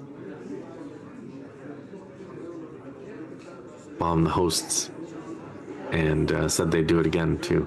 And the Arab summit, all the Arab countries got together and wrote a strongly worded memo. So al-Houthi said, ignoring and abdicating responsibility toward the Palestinian people will not absolve Muslims from its consequences in this life or the hereafter. Netanyahu and the criminal Rubio jointly performed Talmudic rites at the Western Wall. You guys probably saw that. And Rubio opened a tunnel beneath Al-Aqsa.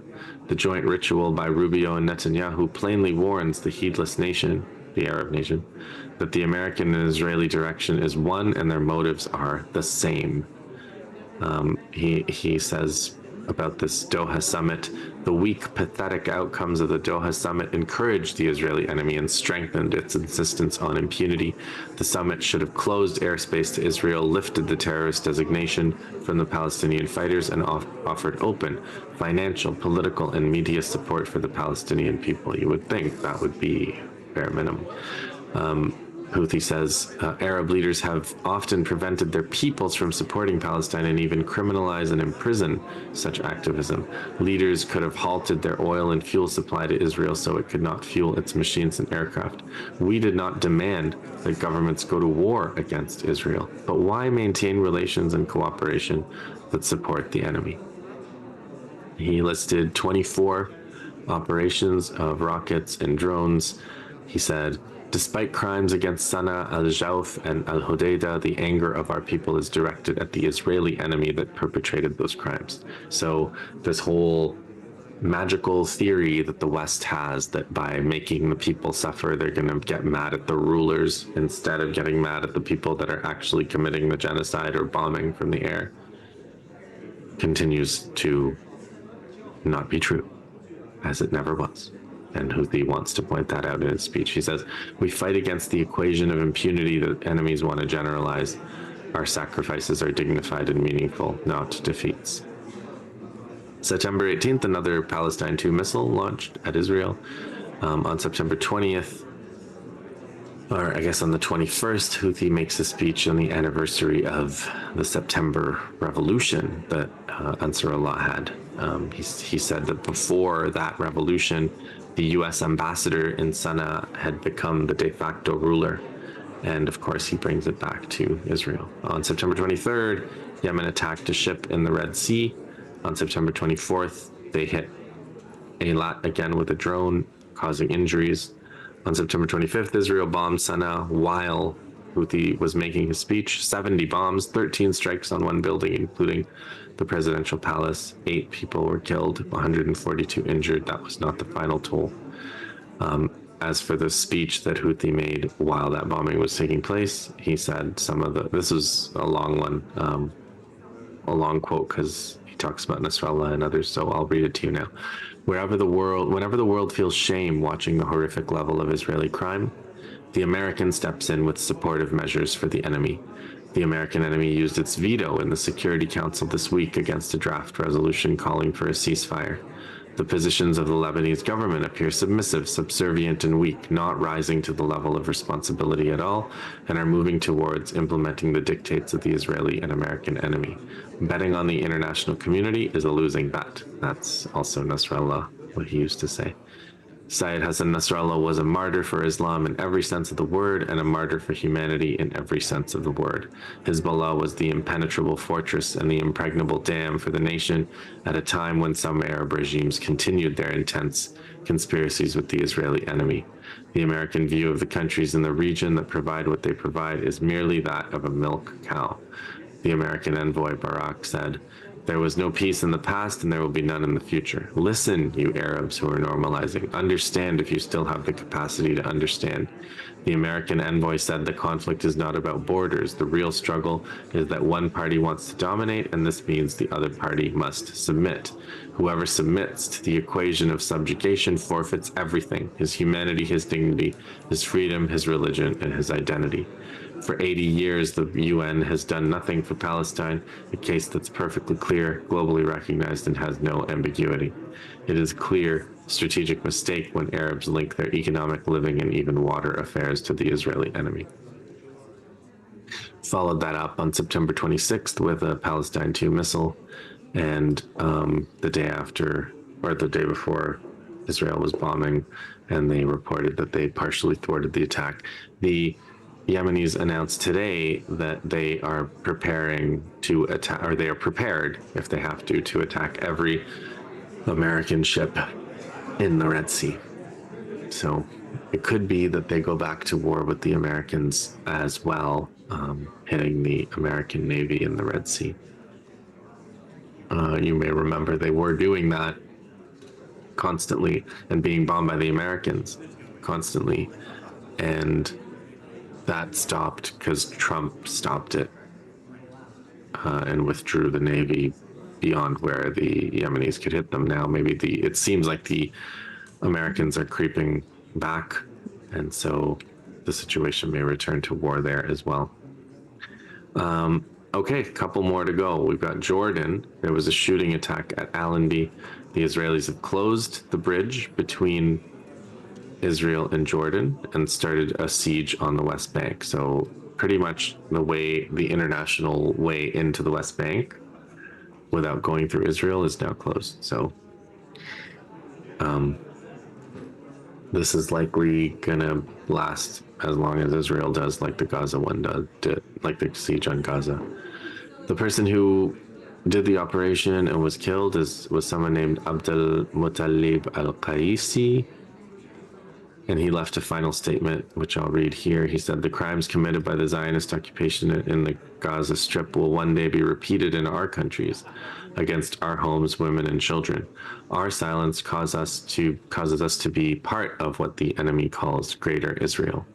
Sons of our nation, how long will our silence continue toward those who occupy lands? Will we remain silent until they reach our land and violate our sanctities?" I think the answer is probably yes, but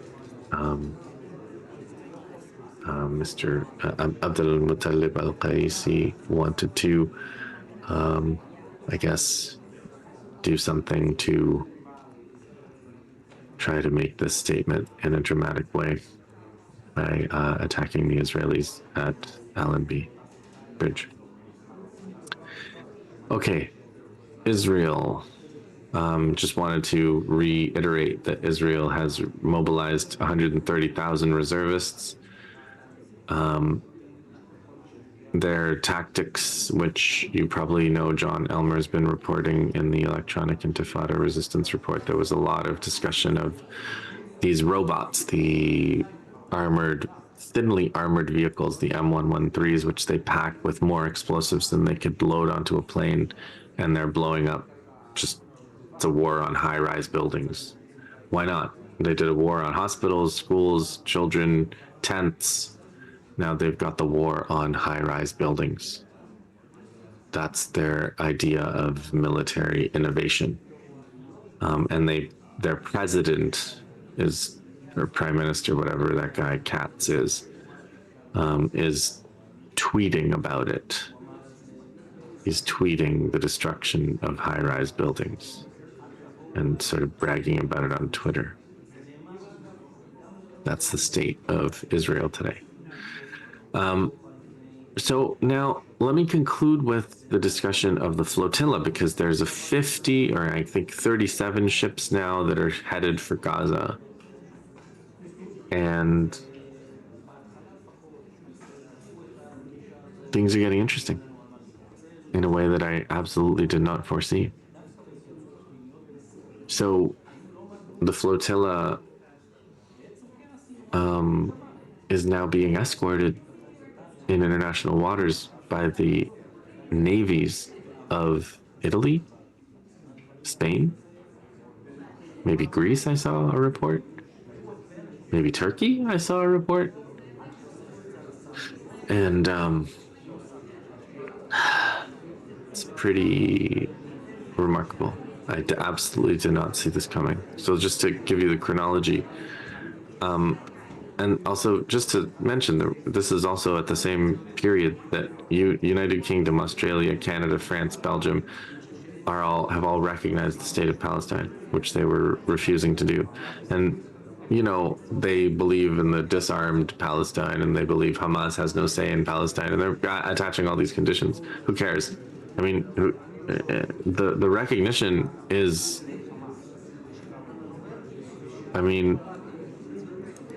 it's a gesture. It's a symbolic gesture. I wrote about this, but it's not without consequences, and they can't. You can unrecognize, of course, you can, and they're welcome to, but there's a certain logic to it that makes it a little bit hard to squeeze back into the bottle, and there are consequences that they can't necessarily control. So I do think the arguments about self-determination, the arguments about self-defense, state monopoly on violence, these things are gonna come up, gonna have to be resolved. If it's a state that you're recognizing, the state has to have all these things. So I don't know. I'm not someone who sees much to celebrate in this. And if they're doing it, they're not doing it for good reasons. There's something nefarious. All the same, recognition of a state is not nothing. I can't say it's nothing. So we'll see. It's not much, and it's not stopping the genocide, that's for sure. But I think there will be unintended consequences for the genocidal team genocide, which includes all of these countries that recognize Palestine. So September 23rd, the Israelis tweeted to communicate to the flotilla. They said, hey, why don't you unload your cargo in Israel, and then we'll take it to Gaza, we promise. Yeah, right. So the Israelis that have been deliberately starving Gaza and trying to kill everybody in Gaza and openly talking about it, can be trusted to deliver the aid that the flotilla activists want to deliver. So the flotilla said no thanks. The Spanish Council of Ministers announced a total arms embargo on Israel on September 24th. On September 25th, the Italian Minister of Defense condemned the terrorism in open waters by the Israelis against the flotilla and announced that they were sending a Navy frigate to protect the flotilla. On September 25th, the same day, Spain said they were joining Italy to send the Navy. On September 26th, Netanyahu made his speech at the United Nations. Nobody came. People were walking out. There was a long lineup to get out. But it's really gross that someone who's supposedly wanted by the international, what a joke. Like they made a real, I don't know how many more ways you can make a mockery out of the United Nations, but the fact that a wanted war criminal can go and give a speech at the UN, even if nobody's there. And one of the people in the audience was the leader of a terrorist organization, personally beheaded people. I mean, Netanyahu's done far worse, but Jolani was watching. Netanyahu is one of the only people that stayed in the room. So he made a speech. You probably saw Gustavo Petro made a speech. There were some good speeches for sure. I don't know why it was in New York. I don't know why the United Nations is still meeting in New York. After Petro's speech, the Americans said they were going to revoke his visa. You're revoking the visa of someone who came to speak at the United Nations. The United Nations should not be in the United States. The United Nations should not be in America. It has to be somewhere else. Otherwise, the level of mockery is so deep. The level of contempt for whatever the UN is supposed to stand for is so deep now. It's so profound. Hamas's comment on Netanyahu is worth quoting.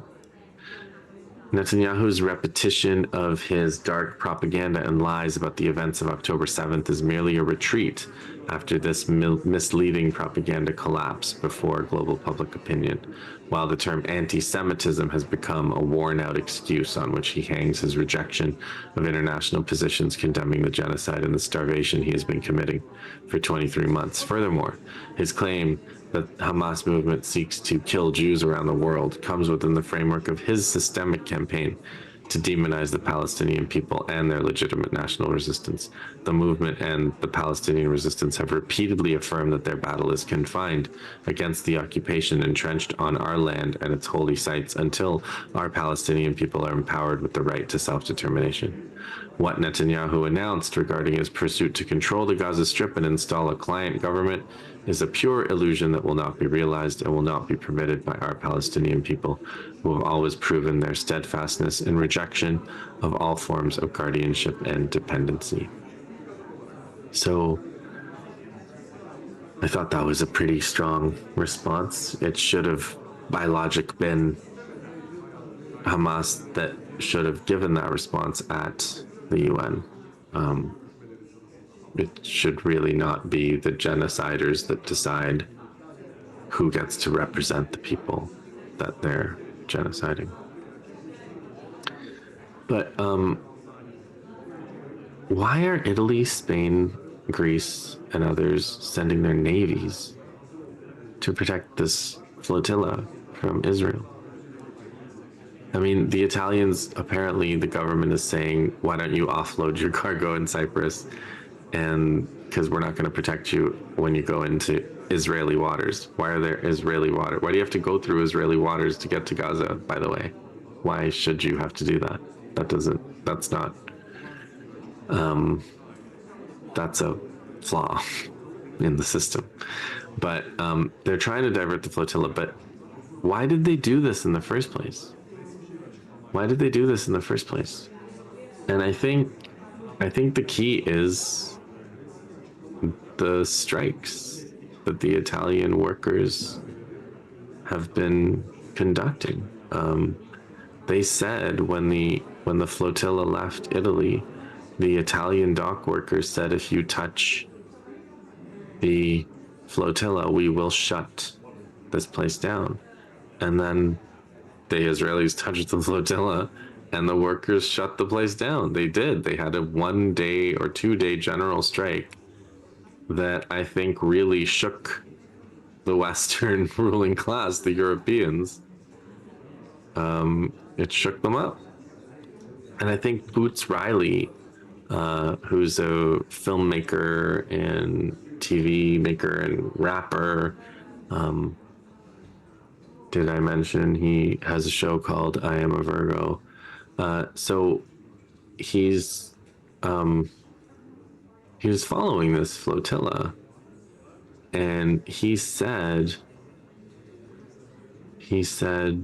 something really good, and I'm gonna find it.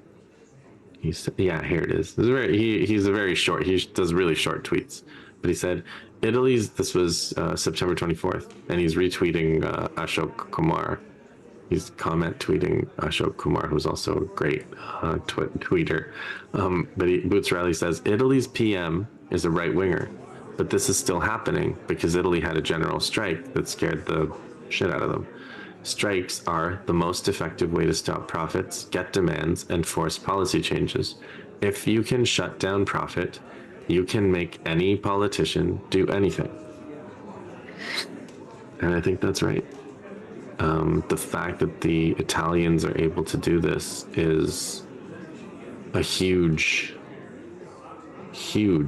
new leverage. It's a huge new point of leverage for the potential. His PM is a right winger, but this is still happening because Italy had a general strike that scared the shit out of them. Strikes are the most effective way to stop profits, get demands, and force policy changes. Italy had a general strike that scared the shit out of them. Strikes are the most effective way to stop profits, get demands, and force policy changes. If you can shut down profit, you can make any politician do anything. And I think that's right. The fact that the Italians are able to do this is a huge new leverage. It's a huge new point of leverage for the potential to stop the genocide. And that is incredible. And it obviously, I'm sure the Italian workers would have done it on day one if they could. It obviously took this long to build, but they didn't just do their 2-day strike and stand down. They're still working. They're still watching the flotilla, and they're still gonna do more. And they have the ability. They've demonstrated that they have the ability to do more. Now, if you agree with Boots Riley, you know, like the Yemenis shouldn't have to carry everything they're carrying, and the Italians shouldn't have to carry everything they're carrying. Don't make the Italians carry everything, you guys.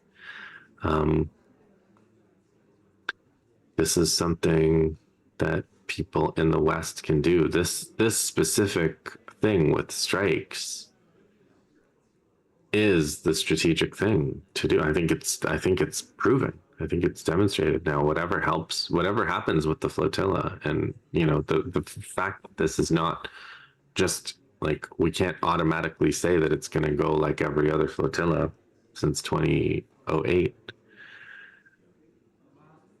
is because of this strike. So, and it took, if it took 2 years for Italy to get to this point, and you know, we can do something in, let's say, Canada, and it'll take 2 years to get to that point, or 5. The time to start is now, right? The time to plant a tree is 10 years ago, and the second best time is now. So think about that. I interviewed, remember Catherine Zajcek that I interviewed? She's working on this issue of so-called hot interview. Think 2 years to get you. If it took 2 years for Italy to get to this point, and we can do something in, let's say, Canada, and it'll take 2 years to get to that point, or 5. The time to start is now, right? The time to plant a tree is 10 years ago, and the second best time is now. So think about that. I interviewed, remember Catherine Zajcek that I interviewed? She's working on this issue of so-called hot cargo. Absolute bangers he's dropping, dude. Damn. So inspiring, so powerful. The union workers are not supposed to handle hot cargo. So just, apply that.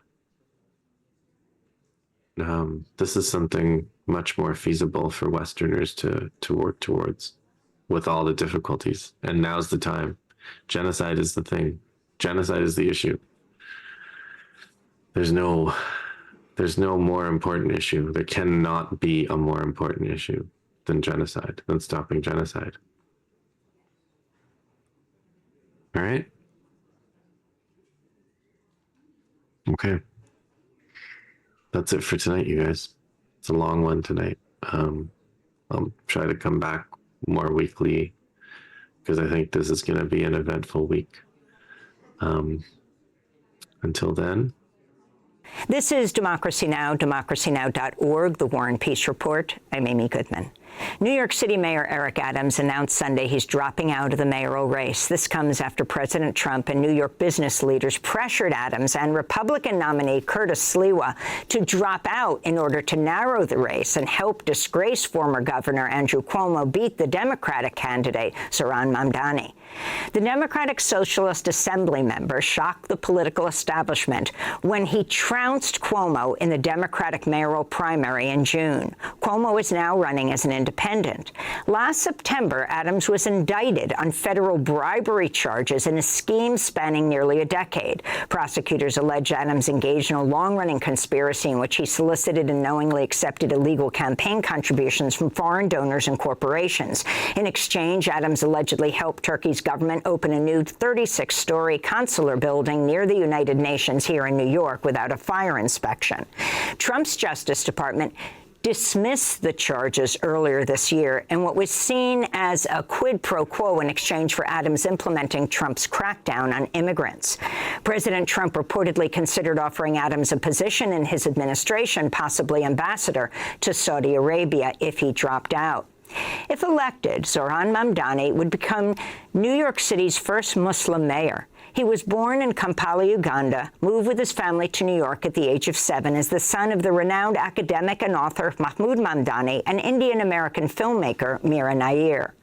On Sunday, Democracy Now!'s Nermeen Sheikh and I sat down with Zohran Mamdani in our studio an hour after Eric Adams announced his withdrawal from the mayoral race, as polls show Cuomo is well behind Mamdani. Well, today we're joined by the man President Trump does not want to become mayor of New York. That's right, Zohran Mamdani. He's in our studio to talk about this breaking news and more. Zohran Mamdani, welcome back to Democracy Now! It's great to have you with us. Respond. The significance of Adams dropping out of the race, does this surprise you? You know, it is something that has been rumored for quite some time, that this would be the month, this would be the week, this would be the day, and today we've finally seen it. Yet it is also an encapsulation of so much of what has characterized Eric Adams' mayoralty, is decisions at the behest of Donald Trump and his billionaire donors and at the expense of working-class New Yorkers. And what we see in this moment is very much what we saw the day we started this campaign on October 23rd, a necessity to finally stand up to the days of big money and small ideas being what characterizes City Hall, and instead delivering for the very working class New Yorkers that are being priced out of that same city. Well, let's go to what Eric Adams had to say in a 9-minute video message announcing his decision to drop out. New York Mayor Eric Adams did not mention you, Zohran, or Andrew Cuomo by name, but he said this, which has been viewed as criticism of your campaign. Major change is welcome and necessary, but beware of those who claim the answer to destroy the very system we built together over generations. That is not change, that is chaos. Instead, I urge New Yorkers to choose leaders not by what they promise, but by what they have delivered. So, Zohran, your response? Well, I am not surprised to hear any of these critiques or points from Eric Adams, because it is Eric Adams' mayoralty that has delivered us with a city where 1 in 4 New Yorkers are living in poverty. And in that same video, he diagnoses what the issues are that New Yorkers face. He speaks about the necessity of lowering costs, of improving quality of life, of keeping New Yorkers safe. And I don't contest the diagnosis. I contest his delivery, however. This is a mayor who raised the rent by 12% on more than 2 million New Yorkers, a mayor who priced New Yorkers further out of childcare, a mayor who has time and time again exacerbated a cost of living crisis, whether by raising the water bill or supporting Con Edison when they wanted to raise gas and electric. And so I wouldn't take advice on addressing that same crisis from the man who's been inflaming it time and time again. Well, could you say, Zohran, what do you think the impact of his dropping out will have on your electoral prospects? I think it's very much the same race. We have seen over the course of this race, especially in the final weeks and months of the primary, that Andrew Cuomo wanted nothing more than a one-on-one fight with me. And we gave him exactly that, and then we beat him by 13 points. And we continue to be just as confident. And yet what separates us from these other candidates is that we're not focused on them. We're focused on New Yorkers. New Yorkers deserve leadership that is thinking about how to benefit the people of the city. And too often politicians, be it Andrew Cuomo or Eric Adams, the meetings that they have or the phone calls with someone like Donald Trump, they're only speaking about themselves. It's time to actually think about New Yorkers. So in the New York City mayoral race, the Republican nominee who's still in the race, Curtis Sliwa, says at least 7 wealthy individuals have offered him money to end his campaign. He says he's going to stay in the race. If you can talk about that, who you think these 7 wealthy individuals are, and are they the same people who are funding ads to the tune of millions of dollars against you? Well, I can tell you there's no shortage of Trump donors who are seeking to influence this election, who are looking to spend more money than I would even tax them to try and stop our campaign. And at the same time, of Eric Adams, Andrew Cuomo, and Curtis Sliwa is the one that I would trust the most. And I do think it is very real that there are many who are threatened by our campaign and our politics of putting working people at the heart of this city's focus, and are trying to do everything in their power. And we've seen that with Donald Trump being on the phone with Andrew Cuomo, trying to do everything in his power to ensure that they stop this movement. And the sad news for them is that they won't be able to. Is this going to change your strategy in any way, where you now, it's gone from a 4-person race to a 3-person race? But of course, people are saying that with Eric Adams out of the race, it's much closer to a 2-person race, you and your leading opponent, Andrew Cuomo. We will have the same focus as we've always had on working class New Yorkers, their struggle to afford this city, and also to be very clear with New Yorkers that the reason that Donald Trump is seeking to clear the lane for Andrew Cuomo is because he knows that Andrew Cuomo will clear their lane for Donald Trump's agenda. There is a reality to the fact that it takes 2 to tango, and these are the 2 people that are so often on New Yorkers' minds as an example of the politics we have to leave in the past. Well, indeed, Zohran, your entire platform has focused principally on affordability and, as you said, helping the working class. But what appeared surprising to some in the Democratic primary is that Cuomo had a double-digit lead over you in low-income neighborhoods. So how do you explain that, and what are you doing to assuage whatever the concerns of this constituency are? You know, when I started this race, and I was here on the first day of the campaign, I was also here on primary day, and I'm very happy to be back, I spoke about the fact that I was a state assembly member who at that time was polling, let's say 1%, and that's being charitable to me. That's rounding up. And I think for much of the campaign, it was introducing myself and our movement to New Yorkers. And we introduced ourselves to quite a few, which by the end of that primary meant that we won close to 600,000 votes. And yet that work still continues, because when I'm running against Andrew Cuomo, it's not just his name or his record that comes to mind for New Yorkers, it's also that of his father. And so for many New Yorkers, that was the association that they began the race with, and now we are building a coalition that shows our agenda is one that will deliver that affordability to each and every New Yorker. So let's talk about affordability and talk about your planks. I mean, I think people are looking at this all over the country. And the question people have is, how can this be afforded? For example, when you have free childcare, when you have free buses, you put a rent freeze on rent-stabilized apartments. So housing and city-owned grocery stores. Go through your planks. It's not that it's never been tried in the country, and in many cases very successfully, but you're putting it all together. And I think it requires an approach that addresses this crisis across the lives of New Yorkers. You know, New Yorkers are not just bus riders or parents. They are all of these things at once, while also many of them being tenants. And as you've said, there is a precedent for all of these commitments. When we talk about freezing the rent, that's something that doesn't come at a fiscal cost to the city of New York. It is through the power we have of the Rent Guidelines Board to tell the landlords of those more than 2 million New Yorkers that they cannot raise the rent for these 4 years, to provide relief to those tenants to the tune of close to $7 billion. And also to still work with those landlords to reduce the cost burdens they're facing from insurance, from the water bill, from Con Edison, because it's not a competition, it's a question of ensuring that this is affordable and workable for each and every New Yorker. And if we think about universal childcare, the cost of universal childcare is around $6 billion, significant amount of money. Has to be put in the context of a $116 billion municipal budget, more than $250 billion state budget, and also the context of the fact that it's costing us nearly 4 times as much to not have affordable childcare. And what I mean by that is a few years ago there was a study of the economic costs of that lack of affordable childcare, and it found it close to $23 billion, because it is, after housing, the leading cost pushing New Yorkers out of the city, which makes sense given that it's $25,000 a year for a New Yorker to find childcare for their one kid. And so this is an agenda that delivers on that, and it's one that also understands when you are faced with these costs, you are faced with a political choice. And it's a choice I believe we have to make for working New Yorkers, and I think that there are 2 clear revenue streams to raise the money necessary to fund this. And that is? That is raising personal income taxes on the top 1% of New Yorkers, that's New Yorkers who make $1 million or more a year, by 2%, and raising the state's top corporate tax rate to match that of New Jersey. Together, those 2 initiatives would raise $9 billion. I think they're the most straightforward, productive means of doing so. But if people have other ideas to raise the same money, I encourage it. Interestingly, on childcare, what can you learn from New Mexico, which became the first and only state in the country to offer free childcare to a majority of families 3 years ago? According to The Guardian, the program lifted 120,000 people above the poverty line. I think it shows that this is possible. It shows that it's not only necessary, but it is a question of our own political will. And we don't have to look as far as New Mexico, frankly, because right here in New York City, the previous mayoral administration delivered universal pre-K. And that was something that showed us the possibility of city government meeting the needs of working New Yorkers.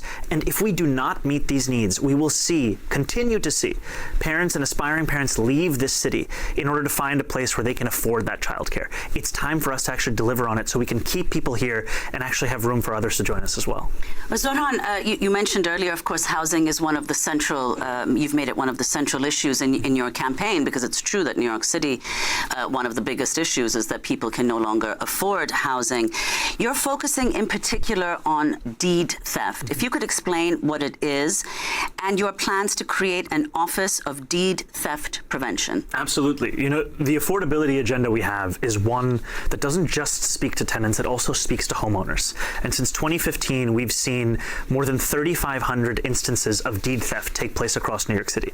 Deed theft, for those who don't know, is something that disproportionately targets older New Yorkers. They tend to be Black and brown New Yorkers, where an individual will knock on the door of one of those same New Yorkers and say, do you need assistance in resolving your inheritance or refinancing your home, preying upon their desire to actually pass that home on to their next generation or to ensure that they can stay in that home. And there are so many of those New Yorkers who have then lost the title to their own home through this kind of being preyed upon. And so our office would take advantage of the new state rules that have allowed the city greater enforcement authority on this issue, would also fund for about $20 million lawyers and further legal assistance for New Yorkers who would then be proactively reached out to by the city of New York, and would look at the example of a Tangled Title Fund in Pennsylvania and bring the success of that here so that the city is assisting New Yorkers in ensuring that their next generation can inherit their home, as opposed to leaving them to the prey of someone who would look to actually engage in deed theft. Well, let's talk, Zoran, about issues that of course, are very relevant to people in New York, but the principal action is happening elsewhere, and what you've commented on many times, namely what's unfolding in Gaza. Right now, Israeli Prime Minister Benjamin Netanyahu was just here in New York, scheduled to meet Trump on Monday. So if you could talk about what you've heard from New Yorkers on this issue. You know, I can tell you I have heard from New Yorkers across the 5 boroughs a real sense of despair and horror at the genocide that we've seen in Gaza, and an understanding of complicity as Americans in the funding of this genocide. And New Yorkers are looking for someone to be their mayor who will focus on this city, who will deliver for the people of this city, and someone who also, amidst all of that, has the moral clarity to have a politics of consistency. And that's what has been at the heart of our campaign, a consistent belief in the universality of ideals like humanity, like justice, like safety, and the ways in which Benjamin Netanyahu's genocide of Palestinians is a violation not only of those ideals, but also of international law. And we've seen that in the issuing of a warrant for his arrest by the International Criminal Court. I wanted to go to a journalist questioning Netanyahu at a White House dinner hosted by Donald Trump in July. Democratic socialist, the vocal critic of Israel and of yourself, and has said he would arrest you if you came to New York City if he was mayor. Is that something you take seriously, or are you concerned about that? Do you have a response to that? No, I'm not concerned about that. Oh, well, look, I'm going to come there with the President Trump, and we'll see how do you know who the mayor will be? I don't know that. Do we know that? He's going to be very fine, and who knows? We don't know who the mayor's going to be yet. But this is a communist. He's not a socialist. He's a communist, and he said some really bad things about Jewish people, and he said some really bad things about a lot of people. And I think he's going through a little bit of a honeymoon right now, but he might make it. But, you know, it all comes through the White House. He needs the money through the White House. He needs a lot. He's going to behave. He'll behave. He better behave. Otherwise, he's going to have big problems. So if you can respond to both President Trump and Netanyahu, Trump has been going after you since you announced. He talked about detaining you, checking whether he might be able to deport you, talking about you as a communist. You, in exchange, talk about Trump-proofing New York. You know, I think it is a sad reality in this country where we have a president who ran an entire campaign premised on cheaper groceries and lowering the cost of living.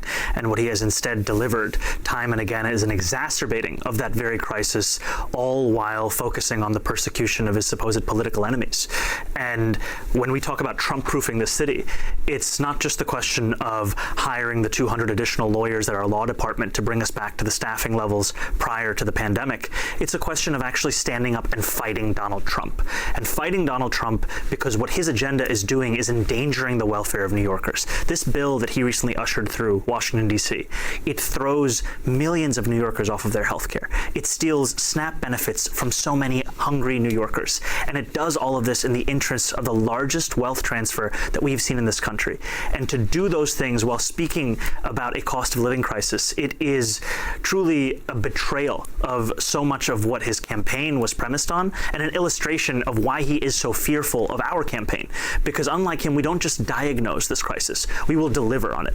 We will actually ensure that we have New Yorkers who can afford the city that they call home, that we freeze the rent for more than 2 million New Yorkers, we make buses fast and free, which are currently the slowest ones in the nation, and we deliver universal childcare. And that's what Donald Trump is afraid of, the stark contrast between our delivery of those things and what he has done as the president of this country. So, Ron Mamdani, what does it mean to be a democratic socialist? You know, I think of the words of Dr. King from decades ago, who said, call it democracy or call it democratic socialism, there must be a better distribution of wealth for all of God's children in this country. And New Yorkers understand that. We're in the wealthiest city in the wealthiest country in the history of the world, and 1 in 4 New Yorkers are living in poverty. When I walked into this interview, I walked past a New Yorker who was sleeping on the street.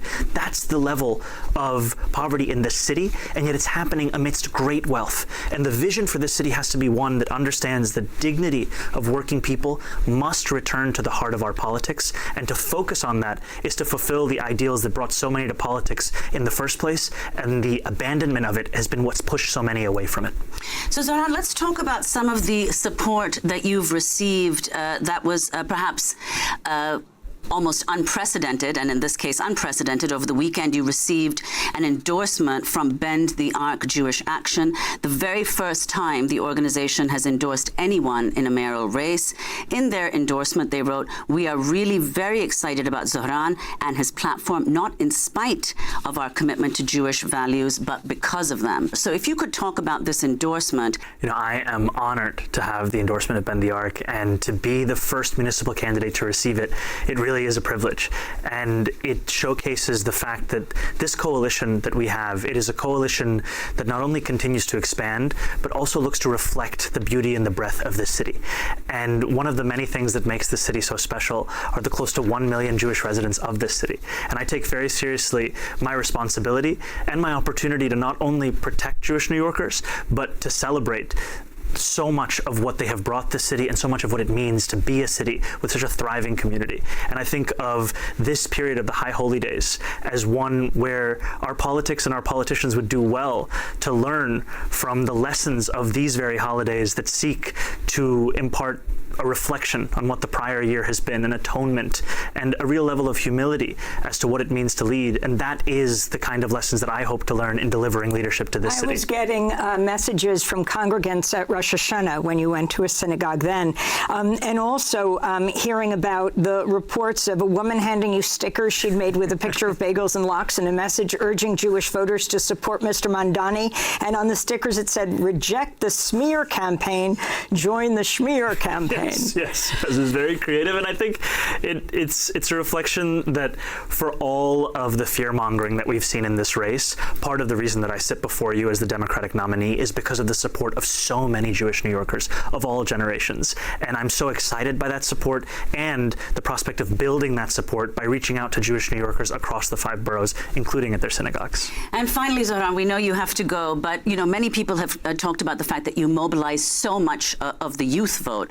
But you also mobilized a lot of the South Asian vote, many people voting for the first time in a mayoral election, and Muslim communities as well. You'll be, if you win, the first Muslim mayor of New York, the first South Asian mayor. So if you could say, how important was that support to you, and explain your decision, in fact, to emphasize the fact that you're both a Muslim, South Asian, and in fact also African. These are parts of my identity. They are parts of what has formed me and my life over the course of both being a New Yorker and even before that.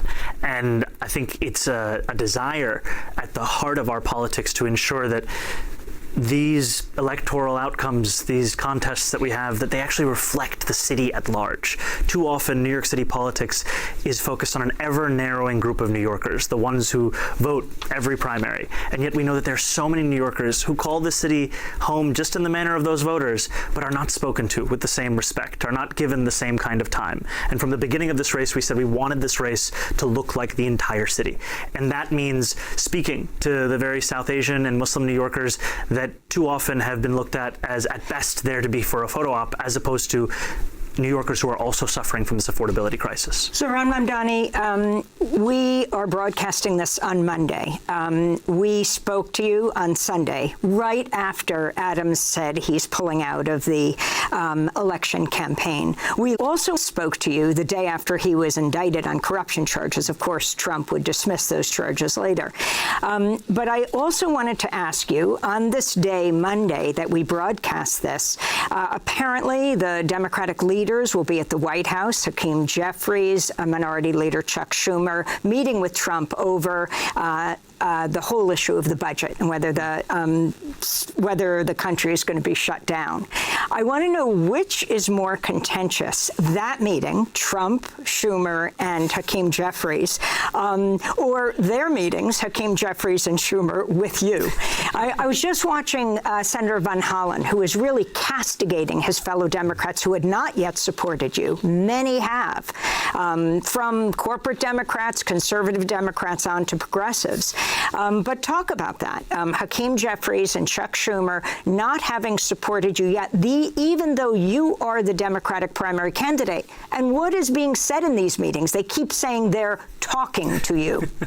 Yes, we have had a number of meetings, and I've appreciated the meetings because the focus of the meetings has been on the fact that New Yorkers are facing twin crises: authoritarianism from Washington, D.C., and an affordability crisis from the inside. And we often tend to separate these out. We think about democracy as an ideal that must be protected, but not that democracy also has to be able to deliver on the material needs of working people. And it was Fiorello LaGuardia that said you cannot preach liberty to a starving land. You have to be able to deliver on both fronts. And to me, in these meetings, the focus has been how to do so. And I would say that the meeting that they will have with Donald Trump is going to be far more contentious than the ones that we've had. Ours have been focused on New Yorkers. Donald Trump is focused on himself and his donors. And it is time to showcase the cost of the legislation that he has ushered through, what it would mean for New Yorkers' lives. I mean, I was at a hospital in the Bronx just a few days ago speaking to 1199 members who were telling me that these cuts, they could decimate their ability to take care of New Yorkers in their toughest moments and in their best moments. And yet that is the agenda that Donald Trump is pursuing. And I continue to be hopeful and to be focused on the necessity of turning back that legislation, ensuring those cuts do not come to pass in the manner that they have been written. We're going to end where we intended to begin today before Eric Adams announced that he's dropping out, which became top news. And that is by you saying your name. Of course, your main opponent, Andrew Cuomo, continually mispronounces your name. I want you to respond to that. This is how he does it. I'm running against a man named Zoran Mandami. He's a socialist. If you can respond to that and tell us how you say it, your full name. Zohran Kwame Mamdani. And I think what has been offensive to me is not whether a New Yorker can say my name on their first attempt or their second, but that what Andrew Cuomo has done is to deliberately mispronounce that name. And it is something whose meaning is not, it's not just about me. It's about how so many New Yorkers have to deal with this in their own workplace, in their own lives. You know, I was at a mosque recently for Friday prayers, and I asked the uncles and the aunties there to raise their hands if they've ever had to deal with the basic indignity of having the name that they were given be butchered time and again with an intention of belittling them. And hand after hand after hand raised. And that shows me the ways in which so many have been overlooked at the very least. And our campaign, it's not a campaign to ensure that everyone can say my name. It's a campaign to ensure that each and every New Yorker is celebrated for the fullest version of themselves, who they actually are, and belonging to the fabric of this gorgeous mosaic, as David Dinkins once called it. And your middle name, Kwame, where it comes from? I was named by my father after Kwame Nkrumah, the first Prime Minister of Ghana. And it is a point of pride for me and a reflection of the fact that I would also be the first immigrant mayor of the city in generations. I was born in Kampala, Uganda, in East Africa, moved here when I was 7. It's the city where I grew up, the city where I met my wife, the city where I got my citizenship, and hopefully the city I will lead. Thanks for watching Democracy Now! On YouTube. Subscribe to the channel and turn on notifications.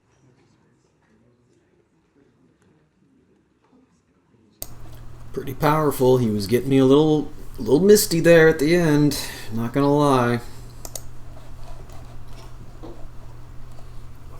Still waiting on these chumps to start on time.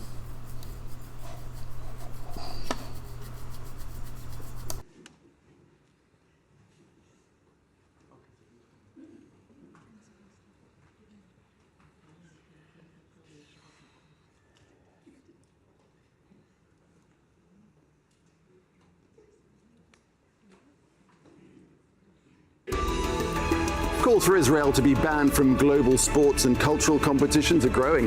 Many argue it shouldn't take part in international events while committing genocide in Gaza. With next year's World Cup and Eurovision Song Contest on the line, what's the case for and against firing Israel? This is Inside Story.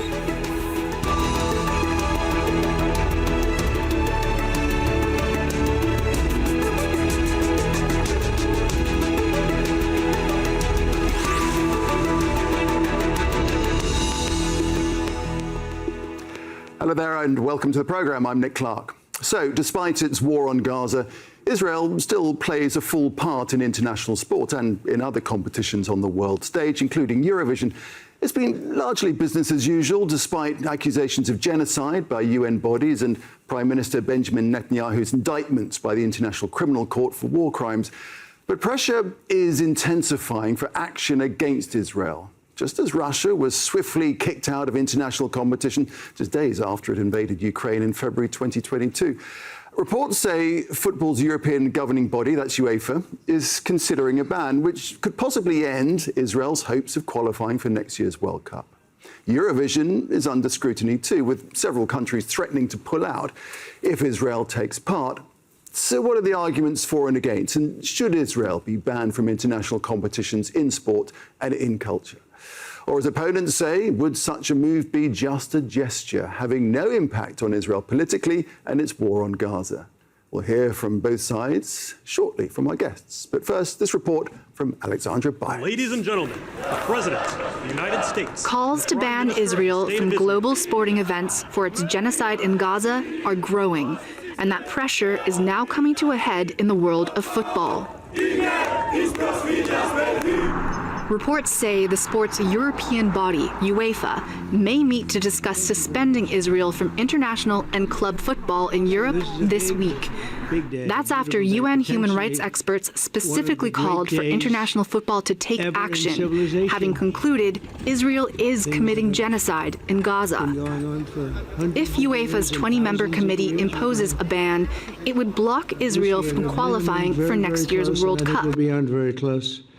And I want to thank Bibi for really getting in there and doing a job. We've worked well together, as we have with many other countries, both of us, with many other countries, which is the only way this whole situation gets solved.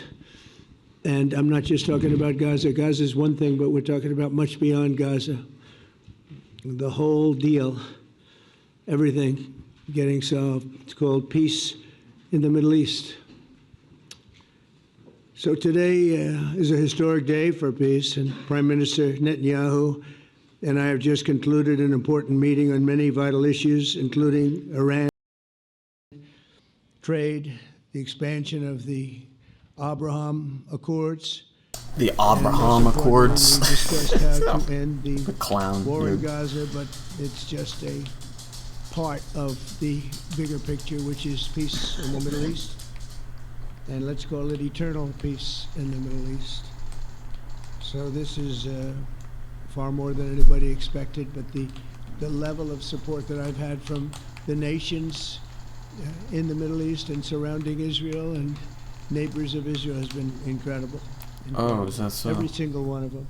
This afternoon, after extensive consultation with our friends and partners throughout the region, I'm formally releasing our principles for peace, which people have really liked, I must say.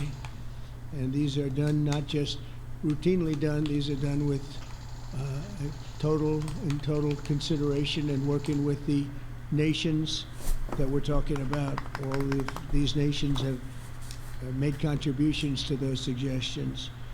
I want to thank the leaders of many Arab and Muslim nations for their tremendous support. I'm also playing Fallout at the same time. I can't be bothered to give this my whole attention. I encourage you to do something else at the same time. And as I was called by many of the European leaders, as I do. Most of them saying, is this true? Are you really doing peace in the Middle East? This is the most incredible thing we've heard. Some think it's the biggest thing they've ever heard. They said that? They called just to find out, was it just a rumor or is it actually done? And then he said, have you spoken to the Arab leaders? Have you spoken to all of the other leaders that we have to get? A lot of people involved in this one. I also want to thank Prime Minister Netanyahu for agreeing to the plan and for trusting that if we work together, we can bring an end to the death and destruction that we've seen for so many years, decades, even centuries, and begin a new chapter of security, peace, and prosperity for the entire region. And I want to just say that my meetings and dialogue that we had with so many countries, Saudi Arabia as an example, the king is a phenomenal person. The Emir of Qatar, he's an incredible people. UAE, and that's MBZ and ABZ. We're totally involved. These are the people that we've been dealing with and who've been actually very much involved in this negotiation. He sounds giving barely us ideas, awake. things they can live with, things they can't live with. Pretty complex. I mean, after 2,000, 3,000 years, whatever it is, I guess it's got to be a little complex, or it would have been done a long time ago. The King of Jordan was with us, as you know, in the United Nations. The President of Turkey, President Erdogan, is a friend of mine, a strong man, but a good man. President of Indonesia, somebody who's an amazing leader, Prabowo. He is an amazing leader and respected by everybody. He was in the room with us. We were together with most of these people that I'm mentioning. Others were by phone or the next day. The Prime Minister and the Field Marshal of Pakistan, they were with us right from the beginning. Incredible. In fact, they just put out a statement that they fully believe in this pact. It just came out just as I was walking around. They said, sir, you have a big notice from the Prime Minister of Pakistan and from the Field Marshal that they back this 100%. President El-Sisi of Egypt, who's terrific. And these are people I've gotten to know over the years. I mean, I would say it started around 2015. Hey, good morning, and then Phil. went into 2016 when the presidency began. I was screening calls. Began. But I've known him actually for a long time, and they're in many cases really great men. I can't say in all cases, but I will tell you in many cases they're great men, and some great women too. They tend to be mostly men, however. I will say that. Our president's just But rambling. if accepted by Hamas, this proposal calls for the release of all remaining hostages immediately, but in no case more than 72 hours. So the hostages are coming back, and I hate even saying this from the standpoint, doesn't sound right, but it is so important to the parents. The bodies of the young men, I believe in almost all cases, the young men are coming back immediately. I met with parents. The parents felt as strongly about getting the body of their dead boy back as they did as though the boy were alive and well. It's so important to them. And it means the immediate end to the war itself, not just Gaza. It's the war itself. Under It was the quite a plan, thing. Arab They and wanted to Muslim retrieve the corpse. countries have committed, and in writing, in many I'm glad that the stupid people were kind, at least. to demilitarize Gaza, and that's quickly. Decommission the military capabilities of Hamas and all other terror organizations. Do that immediately. And we're relying on the countries that I named and others to deal with Hamas. And I'm hearing that Hamas wants to get this done too, and that's a good thing. And destroy all terror infrastructure, including the tunnels, weapons of production facilities. They have a lot of production facilities that we're destroying. They'll also help train local police forces in the areas that we're discussing right now, in particular in and around Gaza, working with the new transitional authority in Gaza. All parties will agree on a timeline for Israeli forces to withdraw in phases. They'll be withdrawing in phases. No more shooting, hopefully. As progress is made toward achieving these goals, Arab and Muslim nations need to be allowed the chance to fulfill these commitments of dealing with Hamas. They have to deal with them because they were the one group that we have not dealt with. I haven't dealt with them. But the Arab countries are going to, and Muslim countries are going to be dealing with Hamas, and I believe they've already been there. I think they probably have an understanding, and they haven't maybe mentioned that, but I would imagine they do. Otherwise, they wouldn't have gone as far as they've gone. If they're unable to do so, then Israel would have the absolute right and actually our full backing, the U.S. full backing. Marco's here, and a lot of our leaders are here, our great Vice President, Susie Wiles, Steve Witkoff, Jared Kushner. They've been so involved in this process. I don't think anybody else could have done it or even come close. But it's we're right there. We're right there. First time in That's good. Thousands of years, I think you can probably say, if you really look into it, if you study back, if you're a scholar, you would say thousands of years. Israel would have my full backing to finish the job of destroying the threat of Hamas. But I hope that we're going to have a deal for peace. And if Hamas rejects the deal, which is always possible, they're the only one left. Everyone else has accepted it. But I can't tell if he's barred out or dying. Answer. But if not, as you know, Bibi, you'd have our full backing to do what you would have to do. Two things could be true at once, I guess. The ultimate result must be the elimination of any danger posed in the region, and that danger is caused by Hamas. The tyranny of terror has to end, and this is, again, something that we're looking for. This is eternity. This is for forever.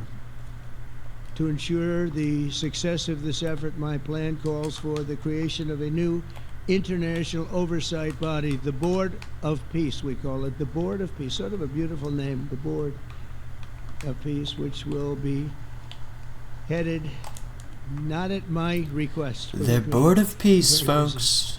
But we have to make sure this works. The leaders of yes the Arab is the world, answer. Israel and everybody involved asked me to do this, so it would be headed by a gentleman known as President Donald I'm also J. playing Trump. Fallout right now because I can't be bothered to give this my full attention. It's so important that Trump's not giving it his full attention, and he's fucking reading it. Right, and we're going to put leaders from other countries on, and leaders that are very distinguished leaders, and we'll have a board. And one of the people that wants to be on the board. Did you notice as soon as he started to stumble, he started like thanking people? Like that's his safe space. That's how he grounds himself. Named over the next few days. He just starts naming people in the room. Working, everybody wants to be on it now. I don't know if that had anything to do. They named me, and everybody else wanted to be on it. I guess they figure, well, he's a soft touch. He'll be easy to deal with. Working with the World Bank and others, it will be responsible for recruiting and training a new government that will be made up of Palestinians along with highly Trump's literally the softest, most easy person that Israel has ever had to deal with. Will play no role in the board, but he's pay-to-play corruption. No role full in the stop. Of Gaza at all, directly or indirectly. As you know, thousands of Hamas leaders have been killed, and soldiers have been killed, and we can never forget October 7th, but thousands have paid the price for that. Thousands have paid the our price. Hostages back and get back to trying to build something that's really great. And Try important. hundreds of Today, thousands. Prime Minister Netanyahu was very clear about his opposition to a Palestinian state, and he continuously mentions October 7th, and I understand that. Most people do. And I understand and respect his position on many things, but what he's doing today is so good for Israel. I noticed that they have large crowds gathering in Israel all the time, and they have my name up. In like protest? What are you talking about? Because it's bad for Israel. What are you talking about? They say about? two things. Please get the hostages back, and please end the war. They've had it. It's had it. So I think it's a very popular thing you do. A lot of crowds out there. I think they're happy. I think they're shouting my name. I think they're. I think it's positive. Israel's lucky to have him. But now the people want to get back to peace. They want to get for back real to normalization in a true sense. Several countries have foolishly recognized the Palestinian state. As you know, some of our European friends, allies, good people. But they're really, I think, doing that because they're very tired of what's going on for so many decades. They've been presidents and prime ministers for years, and during this time. And so were you. So you also recognize the Palestinian state? All state? Talking about the same thing over and over. They want to see it get back, and nobody wants that more than me, or I believe Bibi too. Oh. But the people of Israel want it. They really want it. They want the hostages back. They don't want that. They don't want a Palestinian state. 32 bodies that we're talking about. 20 people that are living. Get the shepherd's hook out, dude. Holy shit. And they want to have peace. So let us not forget how we got here. Hamas was elected. You don't always get what you pay for, I guess. Thinking they would live in peace. Oh, man. man. A long time ago, they What a withdrew. fucking They said, doofus. You take it.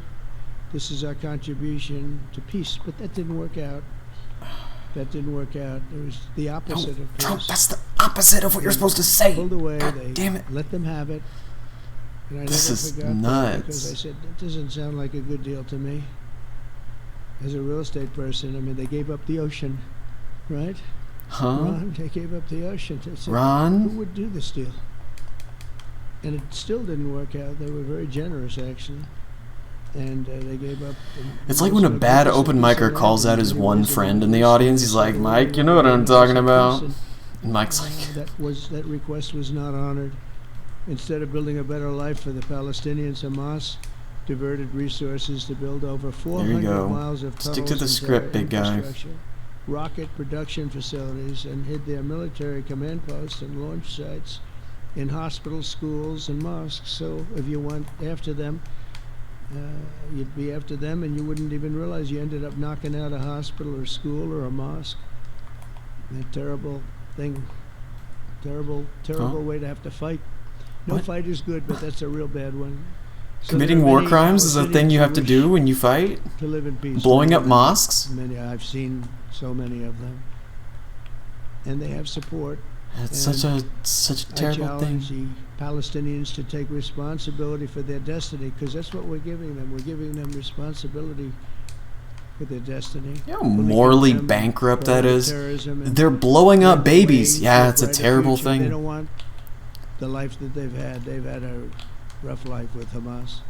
I've heard If so the many people Palestinian talk like Authority that, does you not know? complete the reforms that I laid out, sick. my vision for peace in 2020, they'll have only themselves to blame. We're giving them an amazing footprint, and they have amazing support from the leaders of the Arab Ooh, is that world, the so? Muslim world, the great leaders. These are great leaders. These are unbelievable leaders that have built great countries and very wealthy countries. Blaming the victims What of the future holds for genocide. the Palestinians, no one really knows, but the plan that we put forward today is focused on ending the war immediately, getting all of our hostages back, Hostages? getting everything back. What is he Hard to on, believe when man? you even say it, and creating What? You conditions can't even for talk, bro. Israeli Say it security again, bro. and creating conditions for durable Israeli security and Palestinian success. Israeli security is going to be involved. Slurring like For crazy. today is focused on ending the war immediately, getting all of our hostages back, getting everything back. Hard to believe when you even say it, and creating conditions for durable Israeli security and Palestinian success. Israeli security is going to be involved. We're going to help you. We'll be there with you. All right.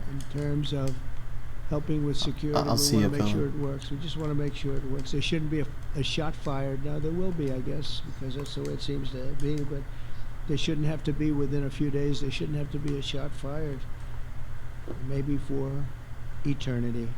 Wouldn't that be nice? I hope it's true.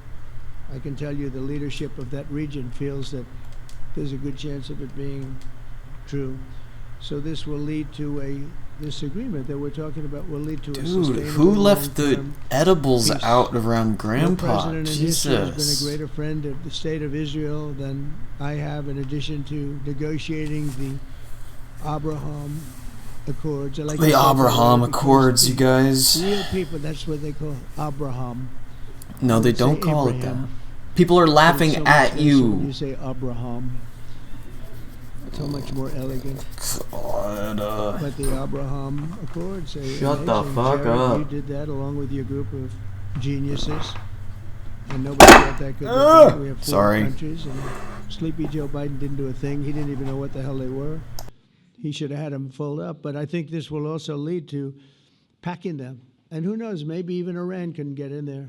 I hope. We hope we're going to be able to get along with Iran. I think they're going to be open to it. I really believe that.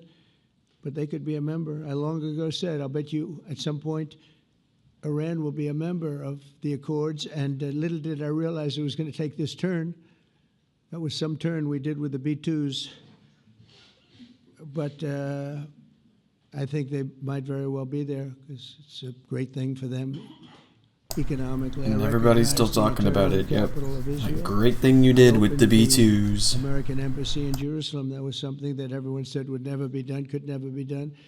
Virtually every president for many, many years, for decades, would campaign on making Jerusalem the capital of Israel. They campaigned on it over and over. Is that right, Steve? Is that right?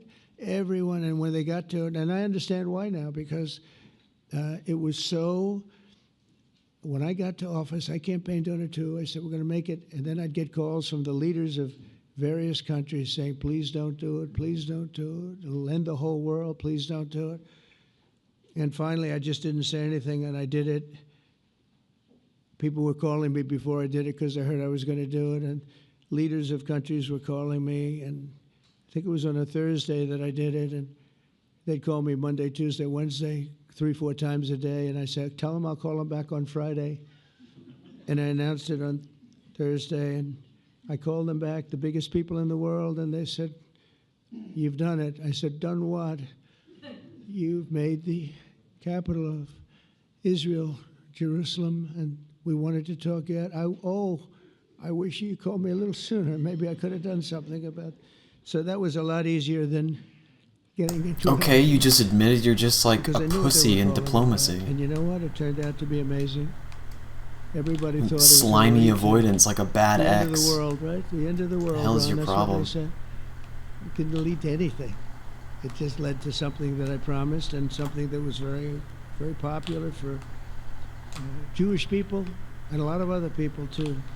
Mm-hmm. I recognize Israeli sovereignty over the Golan Heights, and I cut taxpayer funding to the corrupt United Nations Relief and Works Agency. And United Nations was interesting because, as you know, a few days ago they introduced me. Ladies and gentlemen, the President of the United States. I'm looking at my teleprompter, and the thing was dead, stone cold, dead. The thing's up here. I have a long, beautiful speech to make. I'm back 30 feet back, and I'm saying, they're introducing me, there's nothing on my teleprompter. So, but I made a speech. I actually got good marks. Think Biden could have done that? I don't think so. What marks? I don't think he could have done that. I don't think too many people could have done it. But actually, it was actually more of a speech from my heart, if you want to know the truth. I think it was maybe better in certain ways because it was from the heart. It has to be from the heart, otherwise you're in big trouble. But I cut taxpayer funding for that very corrupt United Nations Relief and Works Agency, and nobody thought that would be done, and withdrew from the horrible Iran nuclear deal that was imposed upon Israel by Barack Hussein Obama and Biden. And I don't think Biden knew anything about it. I don't think he knows anything about it now, actually, if you ask him. He said, what is that?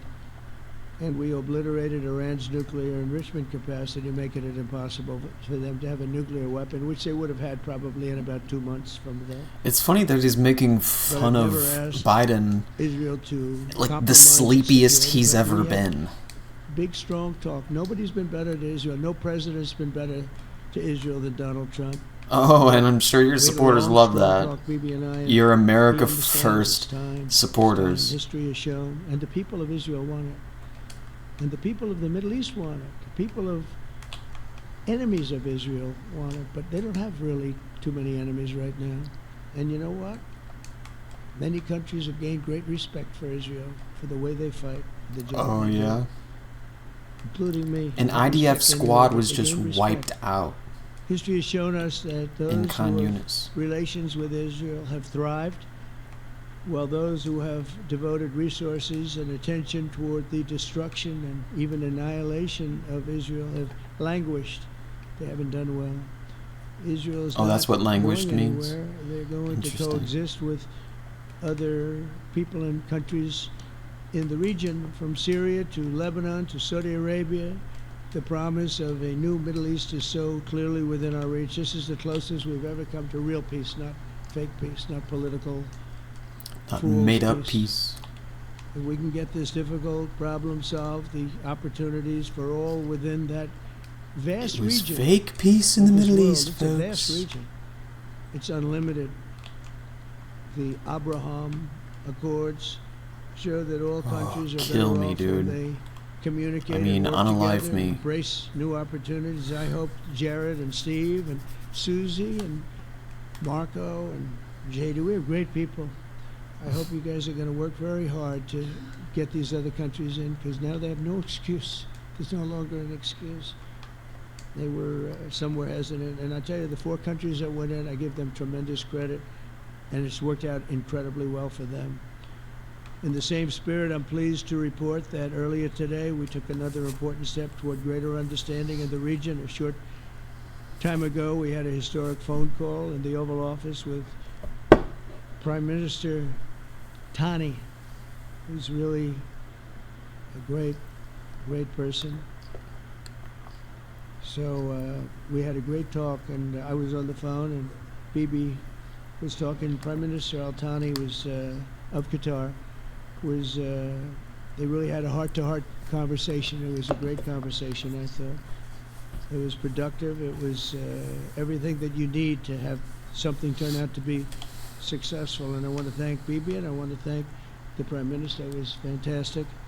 We agreed to launch a formal trilateral mechanism between Israel, Qatar, and the United States to begin a dialogue to enhance mutual security, correct misperceptions, and avoid future misgivings. And I want to thank Qatar, its leadership, and the Emir is a fantastic person. I think, you know, I'm going to be his public relations man because I know him differently than a lot of people know him.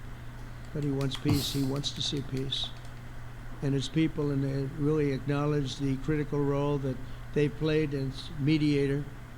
And again, we're not quite finished. We have to get Hamas, but I think they're going to be able to do that. So now it's time for Hamas to accept the terms of the plan that we've put forward today. And again, this is a different Hamas than we were dealing with, because there's over 20,000 have been killed. Their leadership has been killed 3 times over. So you're really dealing with different people than we've been dealing with over the last. So it really sounds 4 like you're years, making 5 progress. years. Everyone has done their If they part keep and come replacing to their the leadership. table in good faith. Our Arab and Muslim partners are fully prepared to step up and fulfill their commitments for the benefit of the people of Gaza and the entire region. They're willing to step up and do a lot. They really are. There are a lot of good people involved. Everyone wants to see, everybody who wants to see an end to the violence and destruction should be united in calling for Hamas to accept the extremely fair proposal so that we can end the war and get us back our hostages right now and have everlasting peace.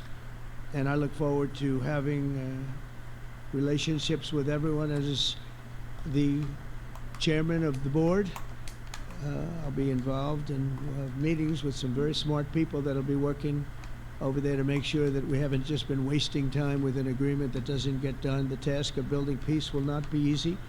There are some of the hardest problems in the world to solve, and that's why it's been going on for so many centuries.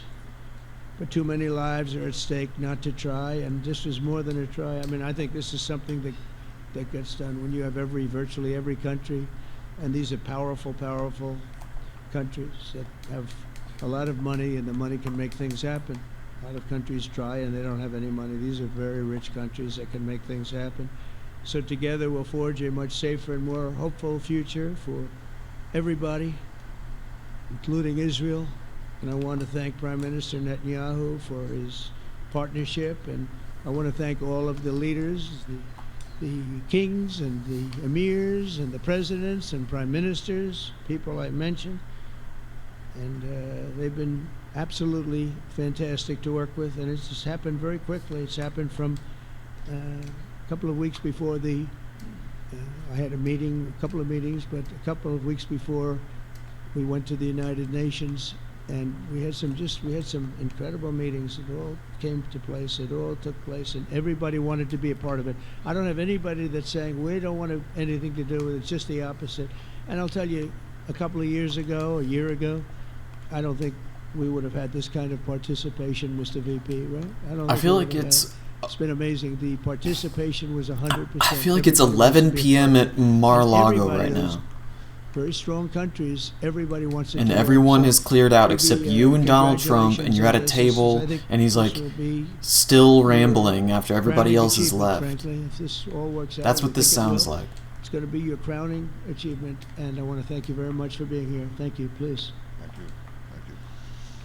Oh, and Netanyahu's still waiting, standing behind him. First, I want to thank you like for Satan. graciously hosting me once again in the White House. And second, I want to thank you for your friendship and for your leadership. From Jerusalem to Tehran, from the Golan Heights to Gaza, you've proven time and again what I've said many times. You are the greatest friend that Israel has ever had in the White House. And Mr. President, you and I both know it's not even close. While you focus at home on making America great again, your leadership abroad is changing the world for the better, ending wars and advancing peace. I believe that today we're taking a critical step towards both ending the war in Gaza and setting the stage for dramatically advancing peace in the Middle East, and I think beyond the Middle East, in very important Muslim countries. I support your plan to end the war in Gaza, which achieves our war aims. It will bring back to Israel all our hostages, dismantle Hamas's military capabilities, end its political rule, and ensure that Gaza never again poses a threat to Israel. We would not have achieved this turning point without the courage and sacrifice of our incredibly brave soldiers. They fight like lions to defend the people of Israel, and they serve on the front line in the war between civilization and barbarism. Mr. President, when our two countries stand shoulder to shoulder, we achieve the impossible. Just a few months ago, in Operation Rising Lion and Operation Midnight Hammer, we struck a decisive blow against Iran's nuclear and ballistic missile program. Your bold decision to send those B-2s made the region safer and the world safer. Now, under your leadership, we're taking the next step to win the war and expand the peace. Your plan is consistent with the 5 principles my government set for the end of the war and the day after Hamas. Everybody asks, what is your plan for the day after Hamas? Here's our plan. Passed it in the cabinet. All our hostages, both those who are alive and those who died, all of them will return home immediately. Hamas will be disarmed. Gaza will be demilitarized. Israel will retain security responsibility, including a security perimeter for the foreseeable future.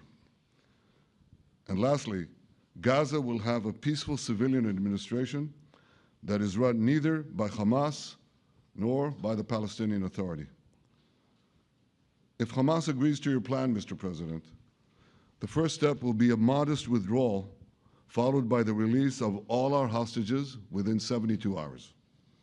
The next step will be the establishment of an international body charged with fully disarming Hamas and demilitarizing Gaza. I appreciate your willingness to lead the body, Mr. President. I really appreciate it because you have a lot of things to do, and this is important.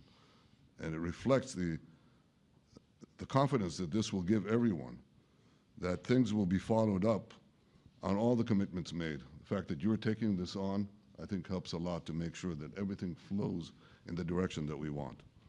Now, if this international body succeeds, we will have permanently ended the war. Israel will conduct further withdrawals linked to the extent of disarmament and demilitarization, but will remain in the security perimeter for the foreseeable future. I think we should understand that we're giving everybody a chance to have this done peacefully, something that will achieve all our war objectives without any further bloodshed. But if Hamas rejects your plan, Mr. President, or if they supposedly accept it and then basically do everything to counter it, then Israel will finish the job by itself. This can be done the easy way, or it can be done the hard way. Bro, he talks like a fucking serial killer, man. We prefer the easy way, but it has to be done. All these goals must be achieved because we didn't fight this horrible fight, sacrifice the finest of our young men to have Hamas stay in Gaza and threaten us again and again and again with these horrific massacres. Mr. President, I was encouraged dismantle your state and leave. by your clear statement at the UN. Then you'll be against the safe. recognition of the Palestinian state. Here, That climb would be an into this outcome that, cell after October at the 7th, Hague. would reward terror. There, you'll be undermine safe in security, there. and endanger Israel's very existence. As for the Palestinian Authority, I appreciate your firm position that the PA could have no role whatsoever in Gaza without undergoing a radical and genuine transformation. In your 2020 peace plan, which you mentioned just now, you made clear what that transformation requires. It's not lip service. It's not checking a box. It's a fundamental, genuine, and enduring transformation. And that means ending pay to slay, changing poisonous textbooks that teach hatred to Jews, to Palestinian children, stopping incitement in the media, ending lawfare against Israel at the ICC, the ICJ, recognizing the Jewish state, and many, many other reforms. It won't come as a surprise to you that the vast majority of Israelis have no faith that the PA Leopard will change its spots. But rather than wait for this miraculous transformation, your plan provides a practical and realistic path forward for Gaza in the coming years, in which Gaza will be administered neither by Hamas nor the Palestinian Authority, but by those committed to a genuine peace with Israel. I think this can be not only a new beginning for Gaza, I think it can be a new beginning for the entire region. Under your leadership, we can re-energize, I've got to contribute my own, we can re-energize the Abraham Accords. That's what it's called in the original Hebrew, Abraham. Abraham is fine, Abraham, however you want to call it. Under your leadership, Mr. President, we can re-energize So silly. the Abraham Accords that we forged 5 years ago. We can expand them to many more Arab and Muslim nations that choose moderation over extremism. I think there's an opportunity here. It's not going to be easy, it's tough going, but I think if we succeed, you're absolutely right. We're going to open possibilities that nobody even dreamed of. But I think we dream of it. As you've told me, Mr. President, and you've told the world many, many times, you said, remember October 7th. Remember October 7th. And we do. We will never forget the horrors of October 7th, and we will do whatever is necessary to make sure they don't happen again. Since October 7th, Israel's enemies have learned a hard truth. Those who attack us pay a heavy price, but those who partner with us advance progress and security for their peoples. President Trump just said it. It's also in the Bible. It says, those who will bless you will be blessed, and those who will curse you will be cursed. And that's actually what is happening. We want the blessings. I think we've done a lot in the past 2 years to end the curse. We're not finished, but we've done a lot. And we've done a lot together to end the curse. I want to thank your entire team for their efforts to get to this point. I especially want to thank Steve Witkoff and Jared Kushner for their indefatigable work to bring Israel and Arab states in the region closer together. I am deeply grateful to both of them for their work. We had a phone call today just to make it clear. I said to the Prime Minister of Qatar, Israel was targeting terrorists, wasn't targeting Qatar. And of course, we regretted the loss of the Qatari citizen, wasn't our target. And I very much appreciate President Trump's proposal to have a trilateral body, the United States, Israel, and Qatar, to work out respective grievances. There are quite a few. But if we could try to mitigate them or put it on a different footing, I think that'll be good for everyone. Above all the people, the fine team, the many helpers who've done this, I want to thank you, Mr. President. History has already shown that under your leadership, Israel and America can change the face of the Middle East.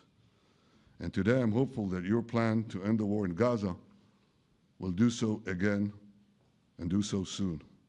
It will free our hostages, end Hamas's tyranny in Gaza, and enable a more secure and prosperous future for the peoples of our region. Thank you, Mr. President. May God bless America. May God bless Israel. May God bless the indispensable alliance between our countries. And may I add in Hebrew, G'mal Chatima Tova, may we all be inscribed in the book of life. Thank you. Thank you very much, Bibi. Cringe. So I think while we wait for nauseatingly these ironic to coming from decide someone and committing a get genocide. everybody in line, I think it maybe is not really appropriate. I don't know what take else to say. Questions. I'm meeting with, as you know, a couple of Democrats in a little while about the country, about keeping our country open. They're going to have to do some things because their ideas are not very good ones. They're very bad for our country. So we'll see how that works out. But this is something that was really historic today. This was something that was amazing. I think, Bibi, I mean, depending on you, I think while we're waiting for signatures and waiting for approvals from a lot of different countries that are involved in this, we probably shouldn't take questions? Or would you like to take a question or two from perhaps a friendly Israeli reporter, if there's such a thing? Jesus. That's a very, very tough proposition. But I would think... Why is it so tough? I would go by your instinct that this is... we'll have enough time for questions. Let's settle the issue first, I think. Thank you very much, everybody. No questions. Wow.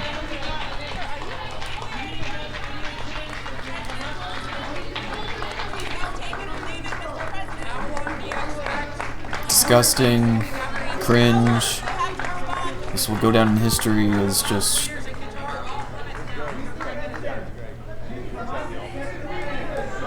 one of the many flashpoints of the downslide of the United States.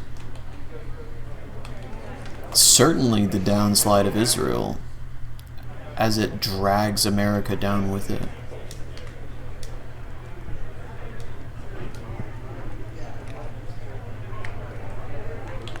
Truly horrifying. Not sure what else to say, but I think I'll leave it there. Catch you guys on the flip side.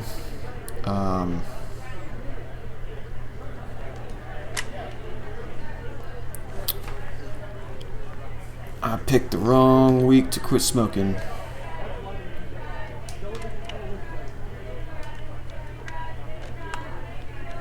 As they say.